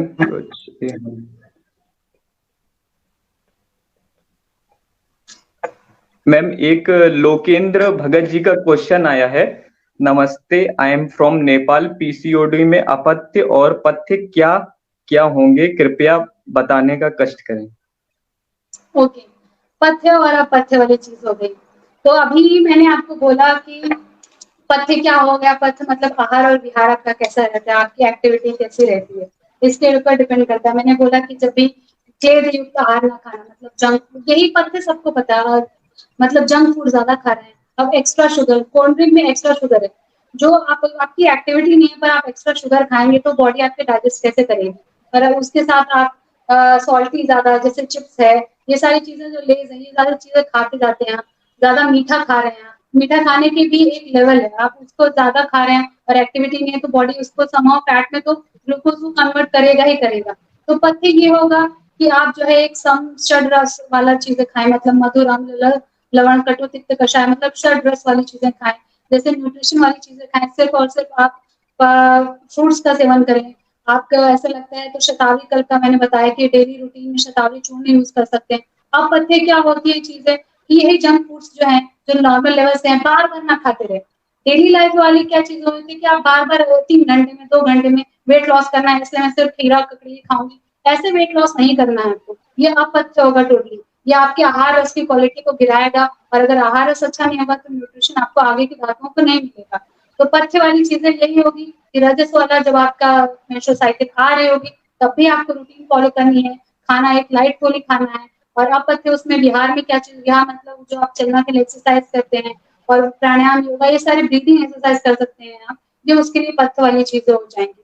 दूसरी चीजें होती है बहुत ज्यादा शुगरी चीजें मैंने पहले बताया कि मीठा बहुत ज्यादा खाने की वजह से ही बढ़ जाता है। अब कुछ लोग सिर्फ चावल ही खाएंगे तो चावल ही खाते रहेंगे, तो वो कार्बोहाइड्रेट वाली चीज होती है कि उससे आपको न्यूट्रिशन नहीं मिलने वाला, उससे सिर्फ पेट भरेगा।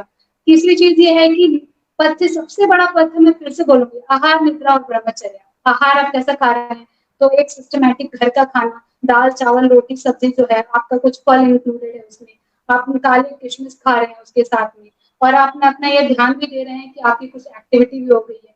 अब पत्ते क्या हो गया कि आपकी ना टाइम पे सो रहे हैं आप, खाना भी आपकी टाइमिंग नहीं है आपकी, मतलब आज मैंने 3 बजे खाना खाया दोपहर में, तो कल 1 बजे खा लूंगी, तो पूरा टाइम खाया नहीं, डायरेक्ट रात में 6 बजे खाऊंगी, फिर रात में 10 बजे खाऊंगी। ये सारी चीजें अपथ्य में आ गई।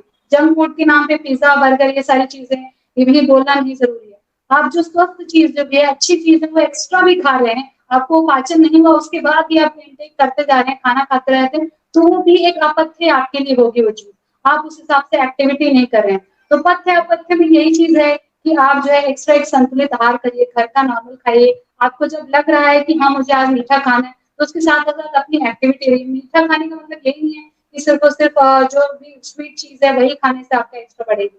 जो बाहर की, एक दिन क्या होता है, एक दिन आप क्या करेंगे, दही का बहुत सेवन करेंगे, दूसरे दिन इडली सांभर कुछ खा लेंगे, फर्मेंटेड चीज खा लेंगे, और ये जो साइकिल, या पूरे हफ्ते में कुछ ना कुछ अलग चीज खाते जाते हैं बाहर की। उसके बाद आपसे प्रश्न पूछा जाए कि आपने दही खाया था, मैंने एक बार ही खाया था, एक बार तो खाया था, पर हफ्ते में पूरी चीज खराब खाई, फर्मेंटेड चीज खाई थी, इडली कितने दिन की बाहर बनी रहती है, और वो आपने इंस्टेंट बन दिया, नूडल्स खा लिया आपने, मैगी खा लिया। इस पे ये बोलना हो कि एक दिन से खराबी नहीं आएगी, एक दिन मैगी खाने से खराबी नहीं आएगी, पर हफ्ते में हर दिन खाने से तो खराबी आएगी, आप डाइजेस्ट नहीं होगा। मैदा जो है सबको पता है कि जो नूडल्स की जो बेसिक क्वालिटी है, मैदा वो डाइजेस्ट ही नहीं होता, पेट में वैसे ही चिपका रहता है, और वैसे ही चीज वो बॉडी में सर्कुलेट होती रहती है।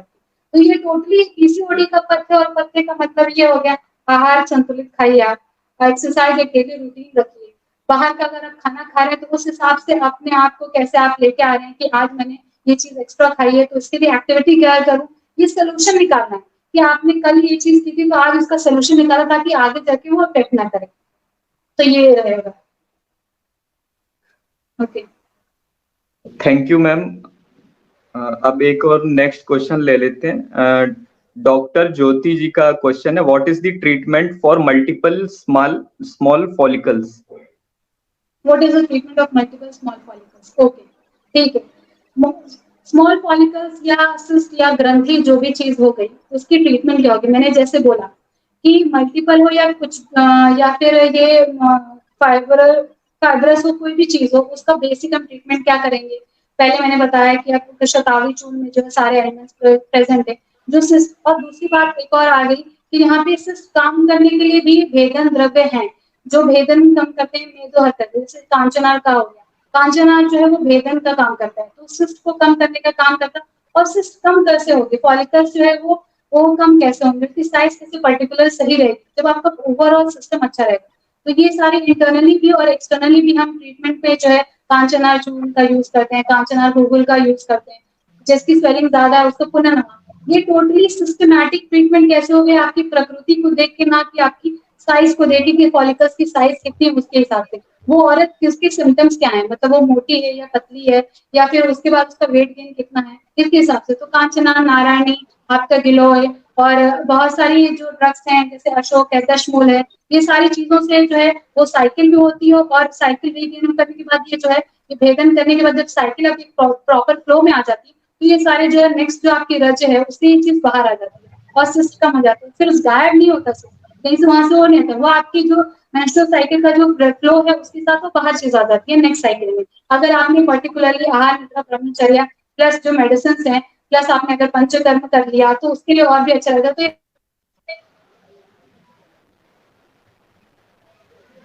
आपने जो स्टिमुलेट कर यूजर्स की चीज है वो खाइए। फिर यष्टि काश्मीरी कल्प है या कल्याण घृत नाम की चीज है, वो भी बहुत अच्छा काम करते हैं इस फॉलिकल्स को अच्छा काम करने में। इसके लिए वो सारे कॉन्स्टिट्यूएंट है। यष्टि क्या करते हैं, किसी भी चीज को, माइनस से माइनस चीज को वो एब्जॉर्ब करती है अच्छे से चीजों को, और वहां से जो भेदन का काम है वो अच्छा है। तो यष्टि काश्मीरी कल्प लेना अच्छा हो गया, महाकल्याण घृत लेना अच्छा हो गया, शतावरी अच्छा हो गया, घृत कांचन गुगुल हो गया, पुनर्नवा गुगुल हो गया, ये सारी चीजें जो स्मॉल फॉलिकल्स को अच्छे से कम करती है, चाहे वो मल्टीपल हो या सिंगल की चीजें रहे, सिस्ट की एक चीज रहे। बिल्कुल, थैंक यू मैम। और एक और लास्ट क्वेश्चन लेते हैं। फरीन बानू जी का ये क्वेश्चन है, for normal lady how much quantity of shatavari churna is to be taken and along with which anupan? Okay, ठीक है। शतावरी चूर्ण जो हर एक नॉर्मल लेडी के लिए अनुपान चीज पता है, ये बात तो अच्छी है। शतावरी चूर्ण जो है हर एक लेडी जो है सुबह शाम जो है एक एक चम्मच ले सकती है, पानी के साथ ले सकती है, पानी के साथ ले सकती है, तो वो उसके लिए बहुत अच्छा रहेगा। और अगर उसके साथ साथ मतलब कोई भी शतावरी फल घृत, बहुत सारे ऐसे जो स्त्रित्व को बढ़ाने के लिए, उसके रिप्रोडक्टिव सिस्टम के लिए और भी सारे द्रव्य बताएं, उसके साथ लेते हैं अच्छे। तो सिंपल शतावरी चूर्ण जो है एक एक चम्मच लेना है आपको, हनी के साथ लेंगे तो बहुत अच्छा रहेगा। अपना